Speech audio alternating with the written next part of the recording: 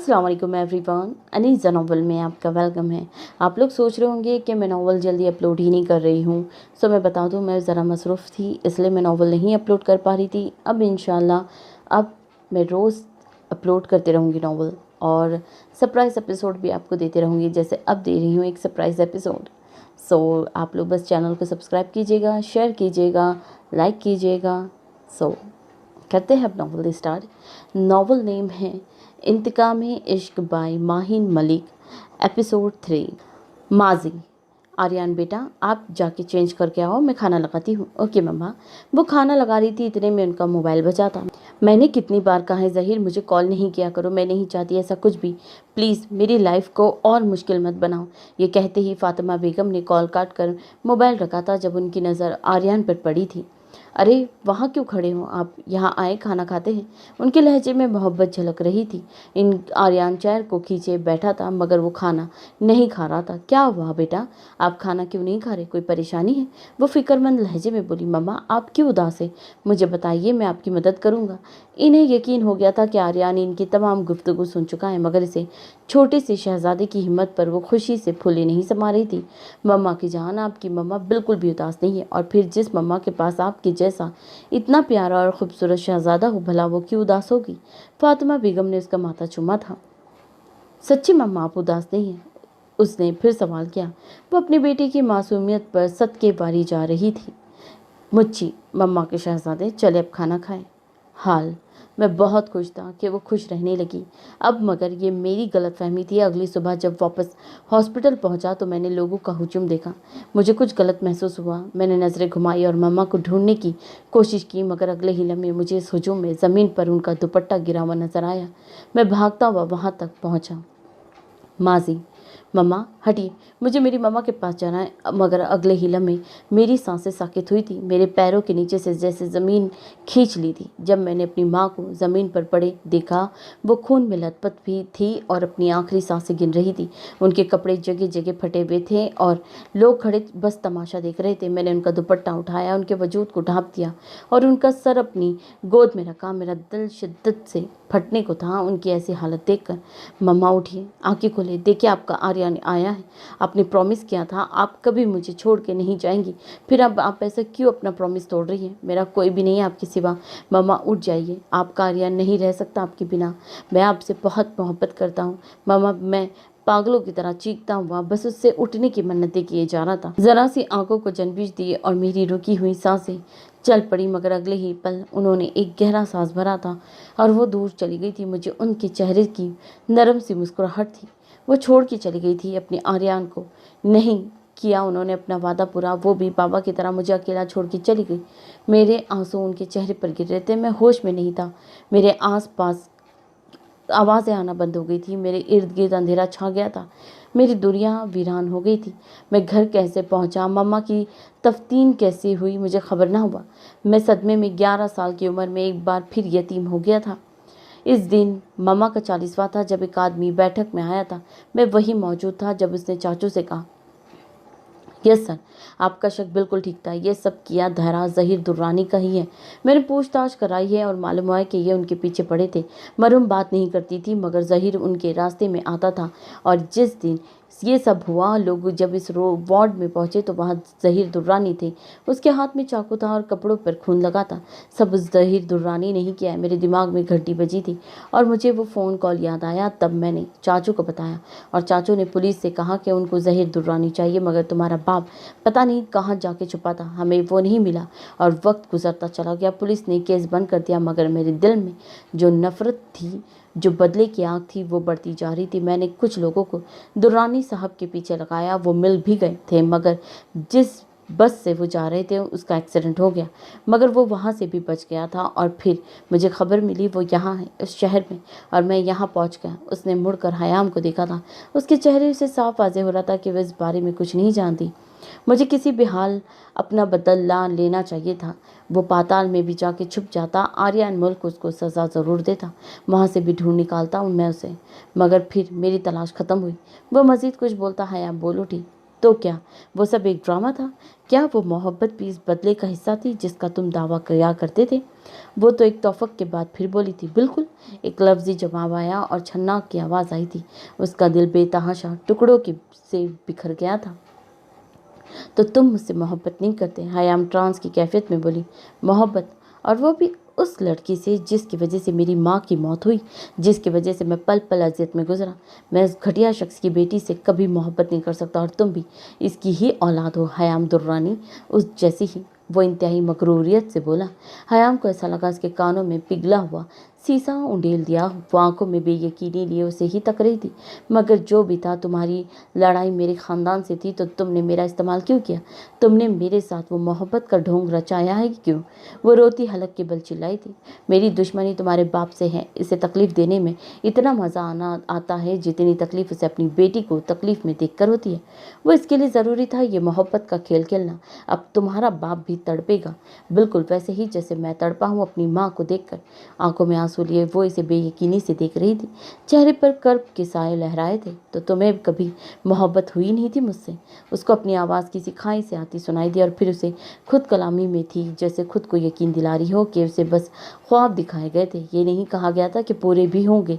उसने मंजिल तो दिखाई गई थी, मगर उस मंजिल तक पहुंचने के हर रास्ते में कांटे बिछा दिए गए थे जिस पर उसे नंगे पांव चल के जाना था। और वो चलती हुई इस तक आई थी और उसके गिरबान को पकड़ के चिल्लाई थी, तो जिंदा क्यों रखा है मुझे? अब तक बदला पूरा करो अपना। तुम्हारे सामने हूँ, लो अपना बदला। और हयाम ने अपना दुपट्टा उतार के फेंका था। अपना बदला पूरा करो आर्यन मुल्क। वो रोती हुई चिल्लाई थी। उसके माथे पर बल पड़े थे और कमरे में थप्पड़ की आवाज़ गूंजी थी। आर्यन का भारी हाथ हयाम के मुंह पर पड़ा था और वो ज़मीन पर जा गिरी थी। खबरदार, जो तुमने मुझे अपने बाप जैसा समझने की कोशिश भी की तो? क्यों, क्या हुआ? अब क्या फ़र्क है तुम में और मेरे बाबा में? फिर हयाम उसके गिरबान को पकड़े हजियानी अंदाज में चिल्लाई थी, बोलो, खामोश क्यों हो?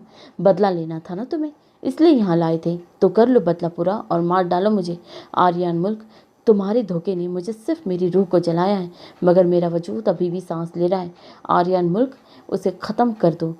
बची कुची जो सांसें हैं वो भी छीन लो। उसे कमरे की हर चीज़ को तहस नहस कर दिया।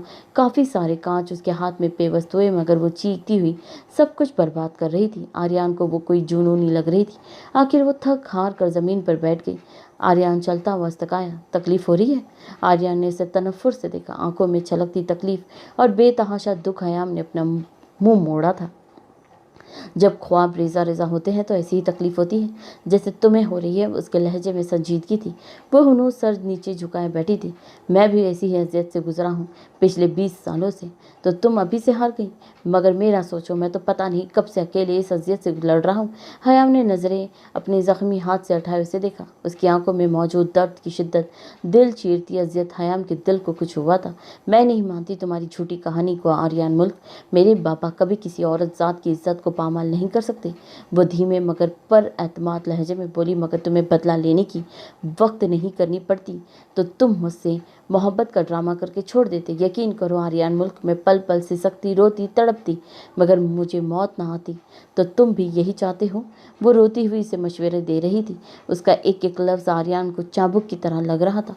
उसे सख्ती से अपनी आंखें मीची थी। एक बात याद रखना हयाम ज़हीर दुर्रानी को तुम्हारा धोखा ही मार गया। तुम्हें ये बदला लेने की ज़रूरत ही नहीं है। ये मेरा वजूद है तुम्हारे सामने।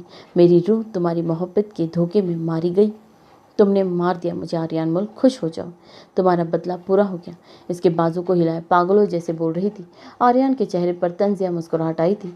जीते जी मार दिया तुमने, मगर फिर भी अपनी तस्कीन के लिए तुम मुझसे बदला ले सकते हो। हयाम का हाथ फिर से दुपट्टे तक पहुंचा था। आर्यन के माथे की रगें तनी थी। एक भी पल ज़ाय किए बिना उसे हयाम के गले को दबोचा था। उसकी गिरफ्त इतनी सख्ती थी कि हयाम की आंखें बाहर को उबलाई थी और ज़ोर से उसे खांसने लगी थी। मैं तुम्हारे बाप की तरह इतने बेगैरत नहीं हूँ हयाम दुर्रानी, ये बात अपने दिमाग में बिठा लो। उसने बेरहमी से उसको बेड पर फेंका था। और हाँ, तुम यही रहोगी। जिस दिन मेरा दिल करेगा तुम्हें फेंकाऊंगा तुम्हारे बाप के दर पे।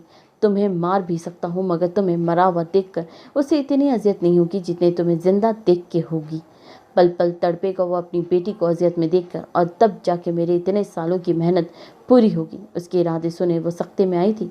नहीं, अल्लाह का वास्ता है तुम्हें ऐसा मत करो, मुझे जाने दो यहाँ से आर्यन मुल्क। मुझे मैं तुम्हारे आगे हाथ जोड़ती हूँ, प्लीज़ मुझे छोड़ दो, मैं मर जाऊँगी, मेरा दम घुटता है यहाँ, मेरे बाबा को तकलीफ़ में हो गई, मुझे जाने दो। हयाम ने उसके पाँव पकड़े थे, मगर वो शायद आज बेरहमी और जालिम की हद से गुजरने को तैयार था।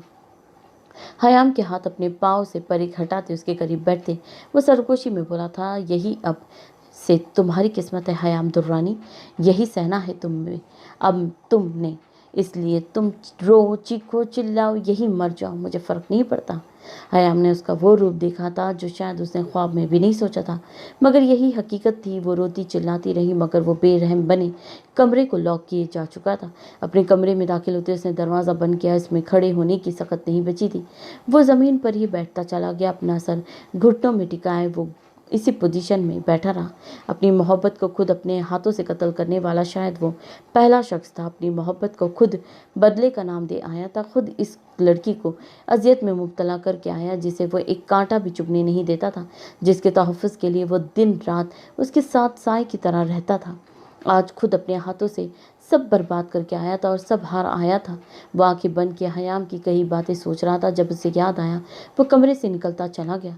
फैसल चुपके से घर में दाखिल हुआ। वो तोबा के सरप्राइज़ देना चाहता था। वो इसे कॉल करके मलाइका की तबीयत के बारे में पहले ही बता चुका था, मगर अपने आने का नहीं बताया।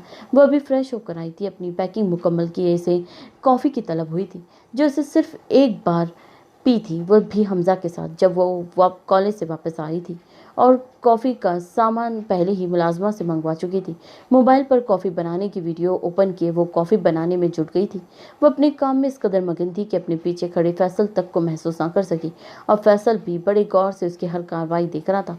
इसका ध्यान तोबा की सफ़ेद गर्दन पर गया था, जहाँ से छोटे छोटे पानी के कतरे उसके बालों से गिरते उसकी गर्दन पर रेंग रहे। फैसल ने बेसाख्ता अपने होठ इसकी शफाफ गर्दन पर रखे थे, उसके जिस्म को जैसे करंट छू गया था।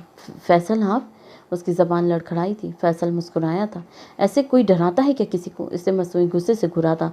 वो जो मेरी झल्ली बेगम को गुस्सा भी आता है? फैसल उसकी छोटी सी नाक को दबाते अपनी बाहों में भर गया था। क्या कर रहे हैं आप? दूर रहें।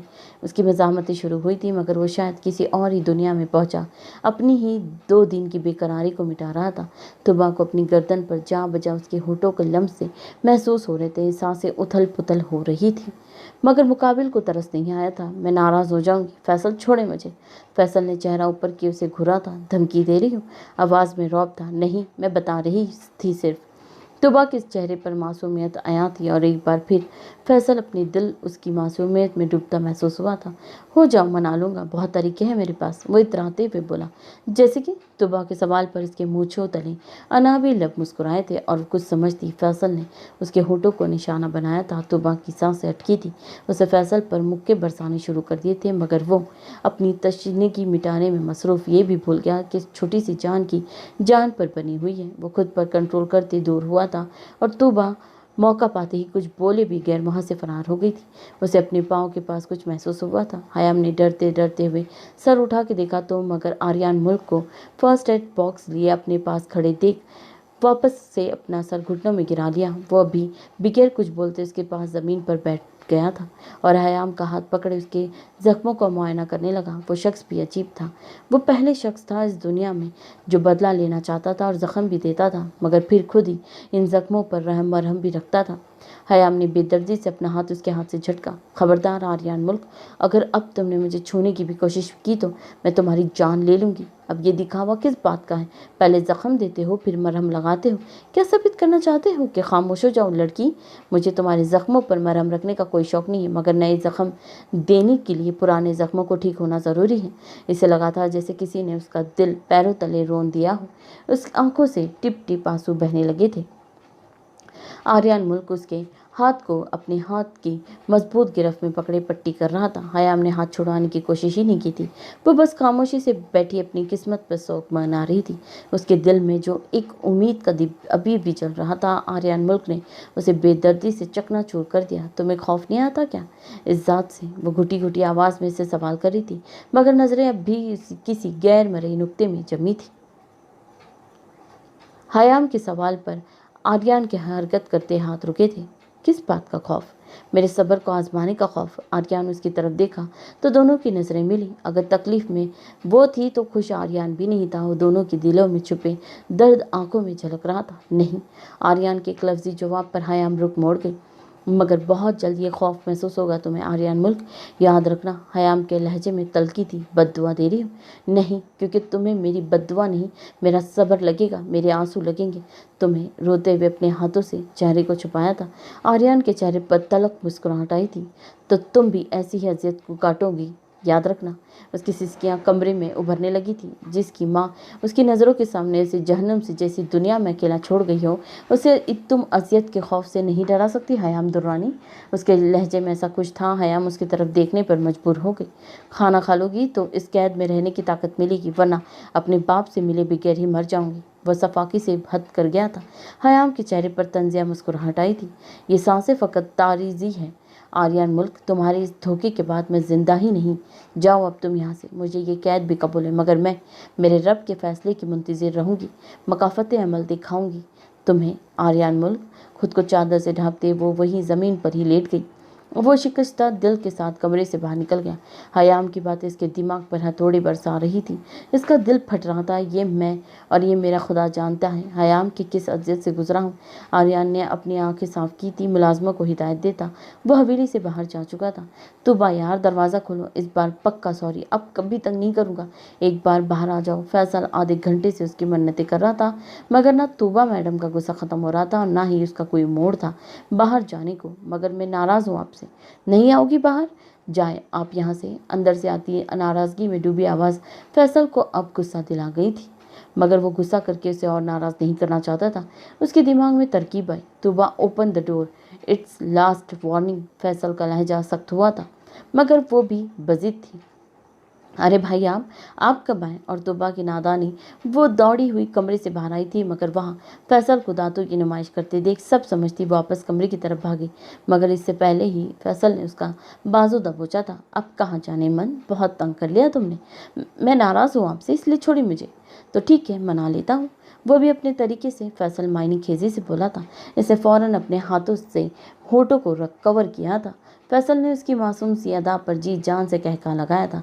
अभी फैसल कुछ बोलता उसके कानों में आवाज़ गूंजी थी। क्या हो रहा है ये सब? आर्यन की बारोप आवाज़ ने दोनों को छक्के छुड़ा दिए। फैसल डर के मारे अपनी जगह से उछला था। तुबा खुद से दूर की वो मासूम सी शक्ल बनाए साइड पर हुआ था और तुबा की जान तो अलग ही निकली जा रही थी। यहाँ आओ गुड़िया, आर्यन ने शफकत भरे लहजे में से बुलाया था। वो मरे हुए कदम उठाती उस तक आई थी। आर्यन ने उसका जायज़ा लिया था। आपकी आंखें क्यों सूजी हुई हैं? आप रोइए। इसे शिकायती नज़र फैसल को देखा था और फैसल के रहे सहे औसान भी जाने लगे थे। मुझे एक ज़रूरी कॉल करना है, आता हूँ भाई। मोबाइल कान से लगाते वो बाहर को दौड़ा था। फैसल ने कुछ बोला आपको? आर्यन को अभी भी टेंशन थी। नहीं भाई, सच बताऊं, उन्होंने मुझे डांटा और डराया भी। तुबा के मुंह में जो भी आया बोलती चली गई, क्योंकि वो सच नहीं बता सकती थी। आर्यन के माथे पर बल पड़े थे। ओके, तुम जाओ, सो जाओ, हमें सुबह जल्दी निकलना है और अब रोना नहीं। फैसल तुम्हें कभी तंग नहीं करेगा, ओके? आर्यन ने चेहरे पर मुस्कुराहट सजाई थी। ओके भाई। वो तो मुस्कुरा भी ना सकी थी, क्योंकि उसे अब खौफ था कि आर्यन मालूम नहीं फैसल के साथ क्या करेगा, मगर वो कर भी क्या सकती थी। अच्छा हुआ उनके साथ अब मुझे तंग नहीं करेंगे, इससे पहले 100 बार सोचेंगे। वो मन ही मन में मुस्कुराती अपने कमरे की तरफ चली गई। Really, that's great news. तुम कॉल बंद करो, मैं अभी भाई को बताता हूँ। हाँ, और यही के अभी आए हैं। ओके, ख्याल रखना, अल्लाह हाफ़िज़। फैसल की खुशी कोई इंतहा ना थी। वो आर्यन को ये खबर सुनाने के लिए बेताब था। वो वापस घर में जाने के लिए मुड़ता, उसकी सांसें रुकी थी। आर्यन पहले ही उसके सामने मौजूद था। वो बहुत खतरनाक तेवरियों से घूर रहा था। फैसल थूक गले में अटका था। अरे भाई, मैं आपके पास ही आ रहा था। आपको पता है मलाइका को होश आ गया और अब बिल्कुल ठीक है। फैसल ने हिम्मत करके बोलना शुरू किया था, मगर आर्यन ने उसका बाजू मरोड़ा था। आप भाई छोड़े मेरा हाथ, दर्द हो रहा है। मैंने तुम्हें पहले भी वार्न किया था फैसल के बाज आ जाओ अपनी हरकतों से। तो तौबा करे भाई, मैंने कुछ नहीं किया। इसको डर लगता है कहीं तुबा ने सब कुछ बता तो नहीं दिया।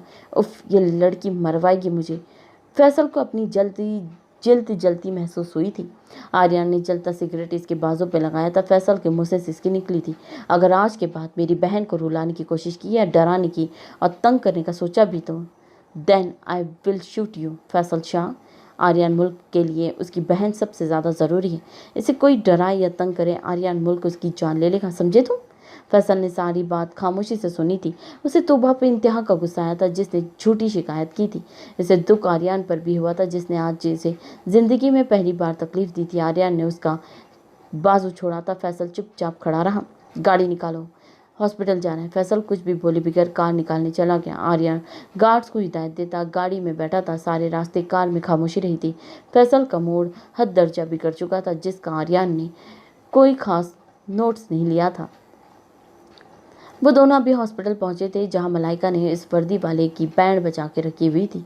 नहीं, मुझे ये नहीं खाना और मेरे लिए ले आओ खाना, कुछ और ले आओ मेरे लिए।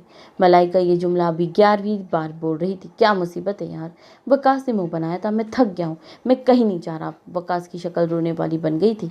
हमजा साइड पर बैठा उसकी हालत पर कह कह लगा रहा था। वकास ने उसे घूरा।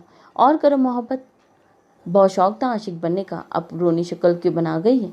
हमजा के कह के जारी थे। वकास जरा एक सीनियर ऑफिसर जिसकी बारो पर्सनैलिटी ही सामने वाले की बोलती बंद कर देती है, तने हुए नकूश और चेहरे पर दाढ़ी और मूंछ उसे और भी हसीन बनाती थी। इसका कसरती जिस्म जो कि किसी भी लड़की को उसका दीवाना बनाने के लिए काफ़ी था। बेशक वो एक डैशिंग हीरो जैसा दिखने वाला पुलिस ऑफिसर था, मगर जहाँ उसका सारा डिपार्टमेंट उसकी गर्ज से ही खौफ में मुब्तला हो जाता था, वो मलाइका के आगे हाथ बांधे एक मुलाजमा के जैसे खड़ा होता था। और आज भी ऐसा ही हुआ था। मलाइका पिछले 2 घंटों से उसे ख्वार कर रही थी। वो जानती थी कि वकास भी इश्क नामी बीमारी में मुब्तला हो चुका। बस इसी बात का फ़ायदा उठाती वो उसकी दौड़ें लगवा रही थी। अगर आज कोई द सीनियर इंस्पेक्टर वकास रज़ा की ये हालत देख लेता तो शायद सदमे से ही मर जाता। कोमा में तो नहीं चले गए तुम? मलाइका ने अपने साथ खड़े वकास का कंधा हिलाया था जिसके चेहरे पर बेजारी साफ आया थी। ओके, मैं कुछ और ले आता हूँ, वो बेदिली से बोला था। मलाइका को इस पर तरस आया। वो कुछ बोलती कमरे में एक बार फिर हमजा का कहकहा गूंजा था। क्या बात है, किस खुशी में इतने कुछ ऊंचे कह लगा रहे हो तुम? आर्यन की गर्जदार आवाज़ ने कमरे में सन्नाटा किया था। सबके सांस अटके थे। उसके चेहरे पर फैली हद दर्जा संजीदगी वहाँ मौजूद इन तीनों की सांस साकिन कर गई थी। कुछ नहीं भाई, मैं तो बस वैसे ही। खामोश हो जाओ। हमजा चुप हुआ था। सब हैरान थे आर्यन के स्वरूप पर। वो फिर से पुराना आर्यन मुल्क बन गया था जिसके सामने किसी की बोलने की क्या, नज़रें उठाने की, देखने की भी हिम्मत नहीं होती थी। कैसी हो आप तुम? मलाइका जो चुप करके हमजा की डांट इंजॉय कर रही थी, आर्यन की आवाज़ पर सीधी होकर बैठी थी। लेटी रहो, नहीं तो तकलीफ होगी। मैं ठीक हूँ, अब अल्लाह का शुक्र है। आज के बाद ऐसी कोई हरकत नहीं होनी चाहिए मलाइका। उसकी आवाज़ में गुस्सा, तकलीफ, बेवक्त डर आया था। वहाँ मौजूद तमाम नफूस ने आर्यन की तरफ देखा था। तुम मेरे लिए काबिल एहतराम हो आर्यन, और तुम जैसे इंसान के लिए तो मलाइका एक नहीं 100 गोलियां भी खा सकती है। अपने सीने पर मलाइका की आवाज़ में फ़क्र और जोश था। वकास ने मलाइका की तरफ देखा था। वो वाकई आर्यन मुल्क को अपना सब कुछ मानती थी। बेहतरीन उस्ताद, अच्छा दोस्त, बहादुर इंसान। उसकी सच्चाई, ईमानदारी, बहादुरी से वो कायल हो चुकी थी जिसके लिए मलाइका अपनी जान देने और लेने को हमा वक्त तैयार रहती थी। मगर मैं नहीं चाहता, इसलिए वार्न कर रहा हूँ, आज के बाद ऐसा कुछ नहीं होना चाहिए। मैं अपनी वजह से तुम तीनों को कोई तकलीफ नहीं दे सकता। मलाइका समेत वकास और हमजा का भी दिल खुश हुआ था, मगर अफसोस भी हुआ था। शर्तिया ये है कि तुम में से कोई ऐसी हरकत ना करे तो। आर्यन ने बात फैसल को देखकर बोली थी जो सर झुकाए बैठा था। इन तीनों ने भी फैसल की तरफ देखा था जिसका सर अब मजीद झुक गया था। बाकी किसी की इतनी हिम्मत नहीं थी जो आर्यन मुल्क के लोगों को नुकसान पहुंचाए, और अगर किसी ने ऐसा सोचा भी तो आर्यन मुल्क खुद उसे टुकड़े टुकड़े करेगा। इसकी आवाज़ में दहशत और चेहरे पर फतरीले तासिरात थे। वहाँ मौजूद तमाम लोगों को संजीदा कर गए थे। तुम रेस्ट करो, मैं डॉक्टर से मिलकर आता हूँ। आर्यन के रूम से जाते ही हमजा और वकास फैसल की तरफ आए थे जो सोफे पे चुपचाप बैठा था। क्या हुआ, तुम क्यों रूठी हुई लैला की तरफ मुंह बढ़ाए बैठे हो? मलाइका ने तबसरा किया। बताओ भी क्या हुआ है, भाई इतने गुस्से में है? हमजा भी फिक्रमंदी से बोला। अब कौन सा कारनामा तुमने सारा अंजाम दिया है बंदर? मलाइका ने फिर बात में हिस्सा लिया, मगर फैसल शाह आज मुंह पर नो रिस्पॉन्स का टैग लगाए बैठा था। हमजा को तब चढ़ी थी। जैसे ही उसने फैसल का बाजू पकड़ा उसके मुंह से आह निकला था। हमजा ने फौरन बाजू देखा। ये क्या हुआ, ये सिगरेट के निशान है? फैसल ने बाजू छुड़ाया था। तो क्या भाई ने तुम्हें सजा दी? मलाइका और वकास भी हैरान थे क्योंकि आर्यन फैसल पर जान छिड़कता था, वो कैसे उसकी बाजू जला सकता था, वो भी इतनी बुरी तरह। वो सब अभी सही से हैरान भी नहीं हुए थे कि आर्यन वापस रूम में आया था। वो सब एकदम अलर्ट हो चुके थे। कोई परेशानी है क्या? मलाइका आर्यन को परेशान देख के उससे पूछ बैठी थी। हाँ, परेशानी तो है, वो क्या? डॉक्टर्स के मुताबिक अभी तुम पूरी तरह ठीक नहीं हो, इसीलिए तुम्हें कुछ और दिन यहीं रहना पड़ेगा। मगर मैं इनसे वादा कर चुका हूँ कि हम सब कल आ रहे हैं। अब मसला ये है कि मैं तुम्हें भी यहाँ से अकेला इस हाल में नहीं छोड़ सकता और दूसरी तरफ मम्मा को भी नाराज़ नहीं कर सकता।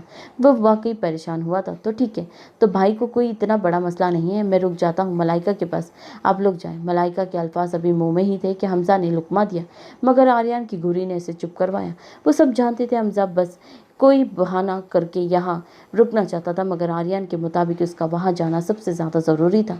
चुप रहो तुम हमजा, वैसे भी ठीक हो, आर्यन ने मैनेज कर लूँगी, मैं रुक जाता हूँ, यहाँ आप सब जाइए। आखिर इतनी देर खामोशी के बाद वो बोला भी तो क्या?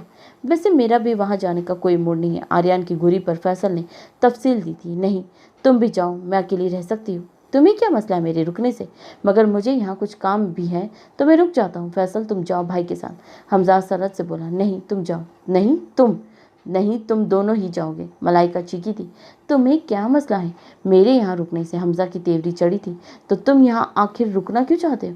मलाइका से भी तेज आवाज में बोली थी। तुम दोनों मुंह बंद रखो। हमजा तुम जाओ, मैं रुकता हूँ। वकास इन तीनों की लड़ाई बहुत मज़े से एंजॉय कर रहा था। इन तीनों की हालत पर आर्यन ने अफसोस से सर झटका। Just shut up. आर्यन की धार से वो तीनों अपनी जगह जम गए थे। कोई नहीं रुकेगा तुम दोनों में से यहाँ। वकास क्या तुम रुक सकते हो यहाँ जब तक तुम हम वापस नहीं आ जाते? आर्यन ने मोहब्बताना अंदाज में पूछा था। वकास की तो जैसे लॉटरी निकल आई थी। हाँ मुझे कोई मसला नहीं है, तुम बेफिक्र हो जाओ। उसने मलाइका की तरफ देखा और मलाइका का हाथ अपने सर पर गया था, मगर वो आर्यन के फैसले के सामने कुछ बोल नहीं सकती थी। तो बस ठीक है, डन हुआ। तुम दोनों अपनी अपनी तैयारी कर लेना, सुबह 8 बजे हमें निकलना है। मगर मैं नहीं जाना चाहता, फैसल किसी रूठे हुए बच्चे की तरह बोला था। मैं पूछ नहीं रहा, ऑर्डर दे रहा हूँ। इसके बाद मुझे एक लफ्ज़ नहीं सुनना, वो गुस्से से कहता कमरे से वॉकआउट कर गया था। आर्यन वहाँ गया था क्या? मलाइका ने वकास की वजह से कोड वर्डिंग में पूछा था। हाँ, इसलिए तो ये सब हो रहा है, वो गुस्से से बोला था, जबकि वकास की सोच कहीं और अटकी हुई थी।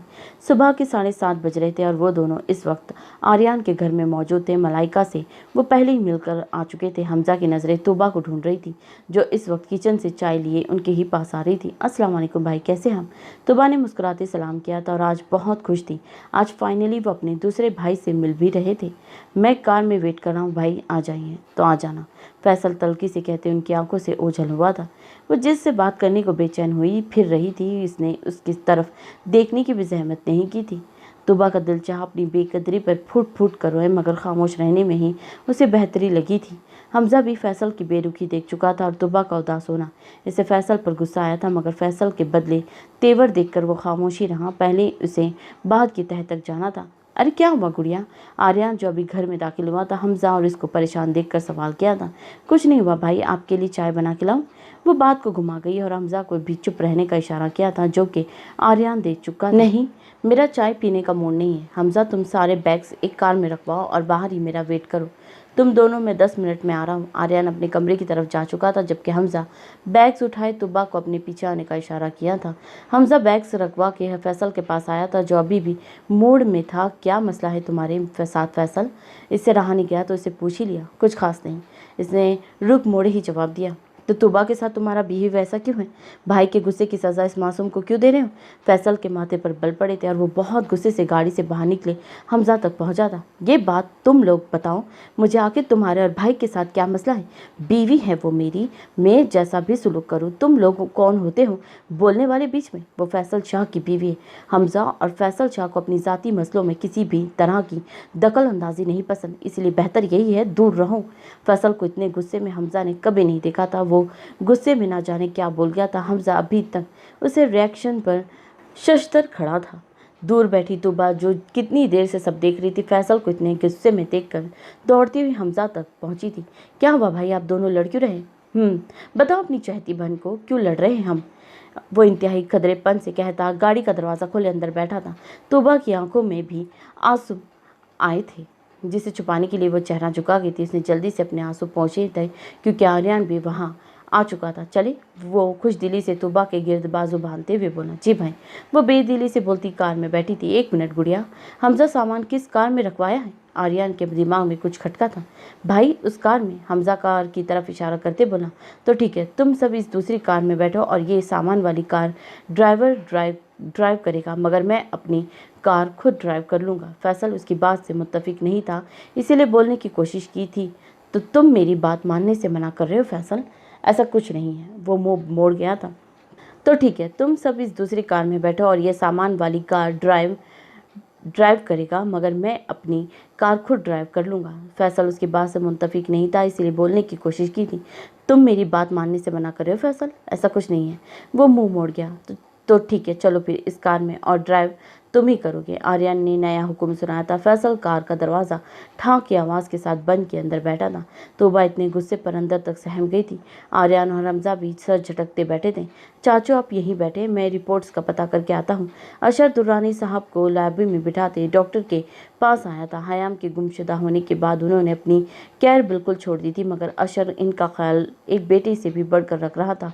वो अपनी दुनिया में गुम थे। जब अशर वापस उनके पास आके बैठा था, क्या सोच रहे चाचू? अपनी बेटी के बारे में सोच रहा हूँ। अशर दुर्रानी साहब के चेहरे पर उदास सी मुस्कुराहट आई थी। अशर भी पल भर को चुप हुआ था। चाचू आप हकीकत को तस्लीम क्यों नहीं कर लेते? वो उदासी से बोला। दुर्रानी साहब की आंखें झिलमिलाई थी। औलाद माँ बाप के लिए कुल सरमाया होती है अशर। औलाद को ज़रा सी भी तकलीफ होती है तो माँ बाप तड़प उठते हैं। मेरी बेटी जिसको मैंने 19 साल इन हाथों में बला बढ़ाया, क्या उसको चलना फिरना सिखाया, उसको इन्हीं हाथों से खिलाया और अच्छे बुरे की पहचान दी, पल पल अपने जिगर के टुकड़े को अपने पास रखा। 19 साल का अरसा कम नहीं होता। अशर तुम क्या पूरी दुनिया भी मान लेगी वो लड़की मेरी थी, बेटी थी? तब भी नहीं मानूंगा। वो मेरी हयाम नहीं है। अशर क्या मुझे अपनी बेटी की ही पहचान नहीं होगी? कैसे मैं इस नामालूम लड़की को अपनी बेटी कह दूं? वो नहीं है अशर मेरी बेटी, मैं दावे के साथ कह सकता हूँ। अब मुझे इस बात का भी यकीन है कि मेरी बेटी जिंदा है, जिंदा है। वो अशर मेरी हयाम जिंदा है।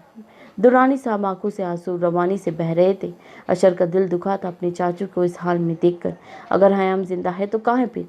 वापस क्यों नहीं आती अभी तक? दुरानी साहब ने अशर की जानिब देखा।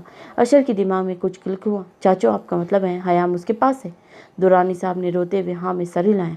अनबिलीवेबल, वो सख्ती में था मेरे मालिक।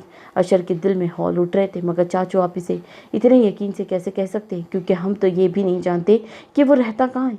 वो यही है, मैंने उसे देखा था अशर, जिस दिन हयाम गायब हुई थी उससे कुछ 1-2 हफ्ता पहले मैंने उसे देखा था यहीं उसके आदमी के साथ। मगर मैंने फिर भी गलती की, मैंने हयाम को कुछ नहीं बताया।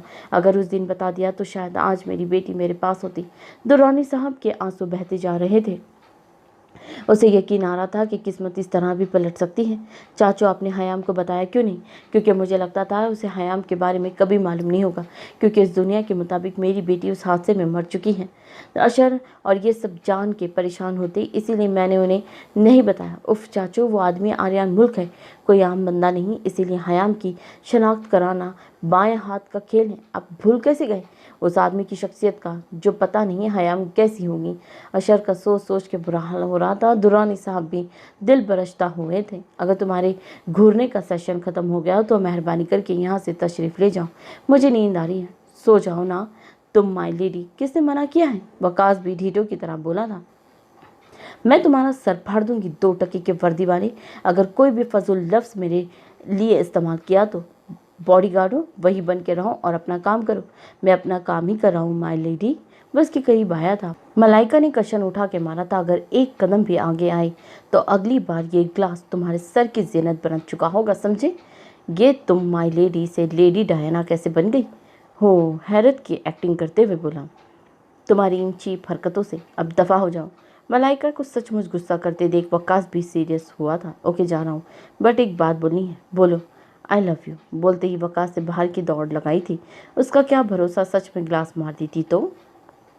उफ, छिचोरा वर्दी वाला, वो जिद होती हो उसकी हरकतों की वजह से, और अभी भी वो अच्छी खासी तप चढ़ गई थी, मगर फिर खुद को परसुकून करते आंखें मूंद गई थी। इन सबको सफ़र पर निकले 1 घंटा गुजर चुका था, मगर गाड़ी में बिल्कुल खामोशी थी, और ऐसा पहली बार हो रहा था कि फैसल शाह की मौजूदगी में खामोशी थी। आर्यन फ्रंट सीट पर बैठे अपने मोबाइल में मसरूफ़ था, जबकि हमजा और तुमा पीछे बैठे थे। हर 10 मिनट में बाद हमजा कोई बात कर देता और तुबा इसका मुख्तसर सा जवाब देती, और कार में फिर खामोशी छा जाती। तुबा फैसल के बिहेवियर की वजह से उदास थी, ये बात दोनों जानते थे सिवाय आर्यन के। इसको बार बार महसूस होता कि फैसल उसे देख रहा है, मगर जब वो शीशे में देखती तो फैसल ड्राइविंग मैं मसरूफ़ नज़र आता। अब तुबा को भी गुस्सा आने लगा। इतनी सी बात पर कौन नाराज़ होता है इतना ज़्यादा? ये इसकी सोच थी। अगर इसे ये पता चल जाता कि उसकी झूठ की वजह से आर्यन ने फैसल को क्या कुछ कहा है तो इसने रो रो के आंखें सुझा लेनी थी। मेरे ख्याल में अब हमें कुछ लेना चाहिए। हमजा तुबा की तरफ देखते बोला, क्योंकि वो सब जानते थे कि तुबा भूख की कच्ची है। ज़्यादा देर भूखा रहने की वजह से उसके सर में दर्द शुरू हो जाता है। हाँ, ठीक कह रहे हो। अभी घर पहुंचने में काफ़ी टाइम है। आर्यन अपनी कलाई में बंद घड़ी की तरफ देखते बोला, फैसल आगे एक अच्छा रेस्टोरेंट है, वहाँ चलते हैं। मैंने सुना है वहाँ का खाना बहुत लजीज होता है। हमजा हाथों के इशारे करके बोल रहा था। उसकी हरकत पर तुबा को हंसी आई थी। उसके बच्चों जैसी खिलखिलाहट पर वो तीनों जैसे जी उठे थे। आर्यन और हमजा के चेहरे पर भी स्माइल आई थी, जबकि फैसल भी खुश हुआ था, मगर तासरात वैसे ही पथरीले थे। उसने गाड़ी रेस्टोरेंट के बाहर रोकी थी। आर्यन गाड़ी से उतरता तुबा को उतार रहा था। वो खुली फिजा में सांस लेकर खुद को तरोताज़ा महसूस कर रही थी, जबकि फैसल हुनूस गाड़ी में ही बैठा था। तुम नहीं आ रहे हो क्या? नहीं, मुझे भूख नहीं है, मैं ठीक हूँ। आर्यन और तुबा ने उसकी तरफ देखा था। उसकी उदासी मजीद बढ़ गई थी। वो सब गाड़ी के पास ही खड़े थे जब फैसल की नज़र वहां खड़े दो लड़कों पर गई, जो गलीज नज़रों से तुबा को सर से पांव तक देख रहे थे। इसका खून खौल उठा। वो गाड़ी से उतरता इस तक पहुंचा था। उसकी सीट हुई चादर को मजीद उसके सर पर सेट कर रहा था, मगर खूंखार नजरें इन दोनों लड़कों पर थी जो फैसल के आने पर आंखें झुका गए थे। हमजा और आर्यन भी उसकी नज़रों के ताकुब में देखते माजरा समझ चुके थे, जबकि तुबा का दिल उसकी इतनी सी कुर्बत पर ही जोर से धड़का था। नज़रें उठने से इनकारी थी, जबकि सांसों की रफ्तार तेज होती। अंदर चलो। वो तुबा का हाथ पकड़ता रेस्टोरेंट में दाखिल हुआ था। इन दोनों के पीछे आर्यन और हमजा भी दाखिल हुए थे। वो दोनों ही फैसल के पॉजिटिव नेचर से वाकिफ थे, मगर तुबा के लिए इस हद तक वो पॉजिटिव होगा ये बात उनके इल्म से बाहर थी। वो रेस्टोरेंट को सताइशी नज़रों से देख रही थी और एक वेल फर्निश्ड रेस्टोरेंट था। वहाँ मौजूद हर चीज़ खूबसूरती को बढ़ा रही थी। वो तीनों एक तरफ बैठे थे, जबकि फैसल अलग टेबल पर बैठा था। तुबा की नज़रें बार बार फैसल का तवाफ कर रही थी, मगर वो फिर भी जालिम बना बैठा था। हमजा ऑर्डर लिखवा रहा था और आर्यन का कॉल अटेंड करने बाहर गया था। उसकी आंखें हद से ज़्यादा सुर्ख हो रही थी। अब वो से जलन भी महसूस होने लगी थी, मगर वो फिर भी खामोश बैठी थी। वेटर जा चुका था। हमजा की नज़र फैसल पर पड़ी, जो किसी रूठे हुए बच्चे की तरह सबसे अलग बैठा था। अगर तुबा उदास थी तो उदासी उसके चेहरे पर भी वाज़ेह थी। भाई आँखी? तुबा आंखों को मलती रोनी सूरत लिए बोली थी। हमजा ने फ़ौरन उसकी तरफ देखा था। फैसल भी उसकी बात सुने अपनी तमाम नाराज़गी भुलाए उसके पास आया था। क्या हुआ बच्चे, दर्द दिखाओ? वो फिक्रमंदी से बोला। मैं देख लूँगा। फैसल उसके पास बैठता हमजा से मुखातिब होता। मेरी आंखों में जलन हो रही है, वो रोते हुए बोली। चलो मेरे साथ। फैसल ने उसका हाथ थामा था। तुबा उसका हाथ पकड़ने पर झिझकी थी। वॉशरूम में जाऊँ? आंखों पर अच्छी तरह धोकर ठीक हो जाएगी। वेटर से वॉशरूम का पूछे। फैसल ने अपने साथ लिए वॉशरूम तक गया था। तुबा और फैसल कहाँ हैं? हमजा, जो अपना सर पकड़े बैठा था, आर्यन के सवाल पर सीधा हुआ था और सारी बात बताई। सुबह तक तो ठीक थी, अब अचानक क्या हो गया? आर्यन को परेशानी हुई। भाई मैं आपसे एक सवाल पूछूं? हमजा ने सवाल किया। पूछो। भाई, आपके और फैसल के दरमियान क्या बात हुई इस रात? मेरा मतलब है फैसल, आपने डांटा था उसे? उस दिन से उसने किसी से बात नहीं की, ना मुझसे बात करता है ना तुबा से। ठीक हो जाएगा वो। हमजा, कुछ और वक्त दे उसे। ये बात तो तुम भी जानते हो, वो ज़्यादा देर नाराज़ नहीं रहता। मगर फिर भी भाई, ऐसी क्या बात हुई है जिस पर आपने इतना डांटा? डांट इसे तुबा को तंग करने और डराने पर पड़ी थी। आर्यन फैसल की हरकत बताई थी और हमजा को अपनी और तुबा की गाड़ी में हुई बात याद आई थी। यह बिंदा कभी नहीं बदल सकता। हमजा अफसोस से बोला। वेटर खाना लेकर आ चुका था। तुम बैठो हमजा, मैं इन दोनों को देख कर आता हूँ। पता नहीं कहाँ रह गए। आर्यन बाहर की जाने बढ़ा था। फैसल वॉशरूम के बाहर उसी का इंतजार कर रहा था। अचानक उसका मोबाइल बजा था। मोबाइल पर नंबर देखकर कॉल सुनने पर साइड पर गया था। फैसल कॉल पर बात करने में मसरूफ था जब उसकी नज़र इन्हीं दो लड़कों पर पड़ी थी। वो किसी लड़की का रास्ता रोके खड़े थे। इसका दिमाग शॉर्ट हुआ था। फैसल ने उनके करीब जाते ही उसके मुंह पर इतनी ज़ोर से मुक्का मारा कि वो मुंह के बल नीचे गिरा था। शर्म आनी चाहिए तुम जैसे मर्दों को। तुम जैसे ये मर्द होते हैं जिनकी वजह से औरत बाहर निकलने से डरती है। तेरी बहन लगती है। तुझे इतनी क्यों तप चढ़ रही है? दूसरा लड़का वाहियात बकते हाथ में रॉड पकड़े फैसल तक पहुंचा था।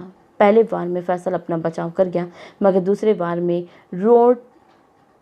रॉड फैसल की कमर में लगा था। तभी इसके कानों में नासुवानी चीख पड़ी थी, जो कि तुबा की थी। वो वॉशरूम से बाहर आके उसका इंतजार कर रही थी जब उसकी नज़र दूसरी साइड पर दो लड़कों के दरमियान खड़े फैसल पर गई थी। अरे ये तो वही लड़की है, वैसे बहुत मस्त पीस है। इनमें से एक लड़के ने फकरा उछाला था।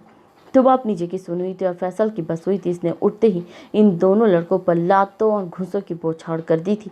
वो अपने बचाव ही नहीं कर पाए थे कि फैसल ने उसी रॉड से उनकी धुलाई करना शुरू कर दी थी। वो जो डर से कांप रही थी, वो इसका जुनूनी अंदाज देखकर मजीद खौफजदा हो गई। फैसल इन पर अपना तमाम गुस्सा निकालने में मसरूफ था जब आर्यन इन दोनों के ढूंढते हुए वहां पहुंचा था। छोड़ो इन्हें फैसल, क्या हो गया, पागल हो गए हो, मर जाएंगे वो। आर्यन उसे इनसे दूर करता चिल्लाया था। हमजा भी वहां पहुंच चुका था तो वह उसके गले लगी डरी सहमी हुई बच्ची की लग रही थी। आर्यन को इसकी हालत पर दुख हुआ था। वो कुछ बोलता जब इनमें से एक लड़का बोला था, देख लेंगे हम तुझे, याद रखना उसका बदला तुझे चुकाना पड़ेगा। तो अभी जानता नहीं है तूने किससे पंगा लिया है। फैसल आगे बढ़ता आर्यन ने उसका हाथ इशारे से रोका था। आर्यन ने अपनी गन निकालकर इनमें से एक के सर पर रखी थी। मेरे ख्याल से तुम अभी मुझे नहीं जानते, अगर जानते तो यहाँ खड़े बकवास ना कर रहे होते। इन दोनों की सेकंड में बोलती बंद हुई थी। नहीं, गोली मत चलाना, हमसे गलती हो गई, आज के बाद हम ऐसी कोई हरकत नहीं करेंगे, हमें माफ़ कर दो भाई। वो बाकायदा हाथ जोड़े गिड़गिड़ाने लगे थे। दफ़ा हो जाओ यहाँ से, और आइंदा किसी लड़की की तरफ आँख उठाने की भी देखा तो वो दोनों हाँ में सर हिलाते वहाँ से उल्टे पाँव भागे थे। हमजा, खाना पैक करा लो, अब यहाँ पर रुकना मुनासिब नहीं। तुम दोनों गाँव जाओ, गाड़ी में बैठो। और भाई आप, मुझे छोटी मम्मा को कॉल करनी है। वो झूठ बोलता वहाँ से हटा था। आप ठीक है? इसे डरते हुए पूछा। मैं बात करने के मूड में नहीं हूँ तोबा, सो प्लीज़ खामोश रहो। फैसल ने सीट की पुश से सर टिकाते हुए मसला था और अगले ही पल उसके मुंह से कराह निकली थी। तोबा का दिल लर्जा था। आपको चोट लगी है, आप प्लीज़ कुछ लगाएं। वो आंसू साफ करती फिर से बोली। नज़र उसके बाजू पर पड़ी थी। ये क्या हुआ आपको, ये चोट कैसी आई? उसका बाजू पकड़ते गोया हुई। तुम्हारे झूठ की सज़ा है। वो बहुत तल्खी से बोला। क्या मतलब? कुछ नहीं, फैसल बोलता हुआ बाहर देखने लगा। ये चोट कैसी लगी आपको फैसल? लाख कोशिश के बावजूद भी उसकी आंख से आंसू निकले थे। चुप हो जाओ तुम, समझ नहीं आती। वो एकदम धाड़ा था। तोबा का नन्हा सा दिल लर्जा था और वो खामोशी से पीछे होकर बैठी अपने आंसू साफ करने लगी थी। बहू ज़ारा कहाँ गई है तुम्हें पता है? उसे ऐसी ही चली गई? अरे माँ, वो अपनी दोस्त के घर गई है, आ जाएगी थोड़ी देर तक, बता के गई है, समीरा बेगम ने किचन से ही जवाब दिया। अरे बहू, तुम्हें मना करना चाहिए था, ऐसी जवान जहां लड़की का बाहर रहना इतनी देर अच्छी बात नहीं है। शाम होने को आई है मगर इसका कोई अता पता नहीं है। दादी सोफे पर बैठती अपनी मखसूस टोन में वापस आती बोली थी। अम्मा, आप फिक्र क्यों करती हैं? लड़की जाते तो क्या अपनी इसे हिफाजत करनी नहीं आती? और सबसे बड़ी बात, मेरी बेटी को अपनी हदूद बहुत अच्छी तरह मालूम है। समीरा बेगम के लहजे में अपनी बेटी के लिए मान ही मान था। ज़ारा जो अब घर वापस आई थी, अपनी माँ की बात सुने उसके कदम बाहर लॉन्ज में ही रुके थे। उसके चेहरे पर खूबसूरत मुस्कुराहट आई थी। अस्सलाम वालेकुम। वो खुश दिलों से लॉन्ज में दाखिल हुई थी। आ गई तुम? दादी अपना चश्मा दुरुस्त करते बोली। जी मेरी खूबसूरत दादी। ज़ारा उनके गले में बाहें डालती है लाड़ से बोली। दादी ने उसे घूरा था। अरे दादी, आप तो गुस्से में और भी ज़्यादा प्यारी लगती है। वो शरीर हुई थी। हाय, मेरे दादा भी कितने खुशनसीब थे। वो तो आपको जानबूझ के गुस्सा दिलाते होंगे ताकि आपकी खूबसूरती को वो देख सके। ज़ारा शरारती अंदाज में बोलती उनके गाल पर बूसा दे चुकी थी। उफ, तौबा तौबा, अस्तगफुरुल्लाह, ज़रा सी शर्म नहीं है इस लड़की को, देखो कैसी कैची की तरह ज़बान चल रही है। दादी कानों को हाथ लगाती गुस्से से बोली, जबकि समीरा बेगम और ज़ारा का हंस हंस के बुरा हाल था। यही हरकतें रही ना तुम्हारी तो किसी ने घर की बहू नहीं बनाना तुम्हें। लड़की बहू बनना भी कौन चाहता है दादी? ज़ारा धीमे लहजे में बोली थी। क्योंकि मुझे शादी ही नहीं करनी है। उसने अब समीरा बेगम के गले में बाहें डाली थी। क्यों नहीं करनी तुझे शादी? उफ, छोड़िए इस टॉपिक को, आप दोनों जाओ, ज़रा जल्दी रेडी हो जाओ, वो सब पहुंचने वाले हैं। ओके मम्मा। और अम्मा जी, आप भी नमाज़ पढ़ लें, मगरिब की अजान हो चुकी है। हाँ ठीक है। दादी अपनी कमरे की तरफ गई। ज़ारा, जी मम्मा। ज़ारा जो अपनी सीढ़ियों पर थी, समीरा बेगम की आवाज़ पर रुकी थी। बेटा, कोई ढंग के कपड़े पहनना। हाँ हाँ ओके मम्मा, जैसा आपका हुक्म। ज़ारा मुस्कुराती कमरे की तरफ गई। तुबा, मेरे बच्चे उठ जाओ, देखो हम घर पहुंच चुके हैं। आर्यन उसके बाल सहलाता उसे नींद से जगाने में मसरूफ़ था। इसने मंदी मंदी आंखें खोली थी। क्या हम पहुंच गए? वो बच्चों जैसी आंखें मलती बोली थी। आर्यन को छोटी बच्ची लगी थी। भाई? जी भाई की जान। तुबा ने अपना सर आर्यन के कंधे से टिकाया था। भाई, मैं बहुत नर्वस हो रही हूँ, मुझे डर लग रहा है। वो अपने हाथों की उंगलियां मरोड़ती बोली थी। उसके लफ्ज़ों से मासूमियत आया थी। मैं जब तक अपनी गुड़िया के साथ हूँ, डरने की कोई ज़रूरत ही नहीं है। और वैसे भी छोटी मम्मा बहुत क्यूट और अच्छी मम्मा है, आपको इनसे मिलकर अच्छा लगेगा। बाकी हमारा मिशन भी तो कंप्लीट करना है ना अभी। आर्यन उसके कान में राजदाराना अंदाज में बोलता, उसके हाथ थाम गया था। तोबा का चेहरा खिल उठा था। इसने शरारती नज़रों से हमजा की तरफ देखा था। हमजा को दाल पूरी काली नज़र आ रही थी। अरे बेगम, आप यहाँ हैं? मैं कब से आपको पूरे घर में ढूंढ रहा हूँ। क्यों, क्या हुआ अवन, आप क्यों मुझे ढूंढ रहे थे? मुझे खाना और बाकी इंतजामात का पूछना था बेगम। मैं नहीं चाहता मेरे बच्चों के लिए किसी भी चीज़ की कमी रह जाए। आप बेफिक्र हैं अवन, मैंने सारे इंतज़ाम देख लिए हैं। उनके कमरे मैंने पहले ही साफ़ करा दिए थे और खाना भी तकरीबन तैयार है। वो अपनी बात के अख्ताम पर मुस्कुराई थी। वो ज़ारा कहाँ है? उन्होंने एक और सवाल किया। वो अपने रूम में रेडी हो रही है।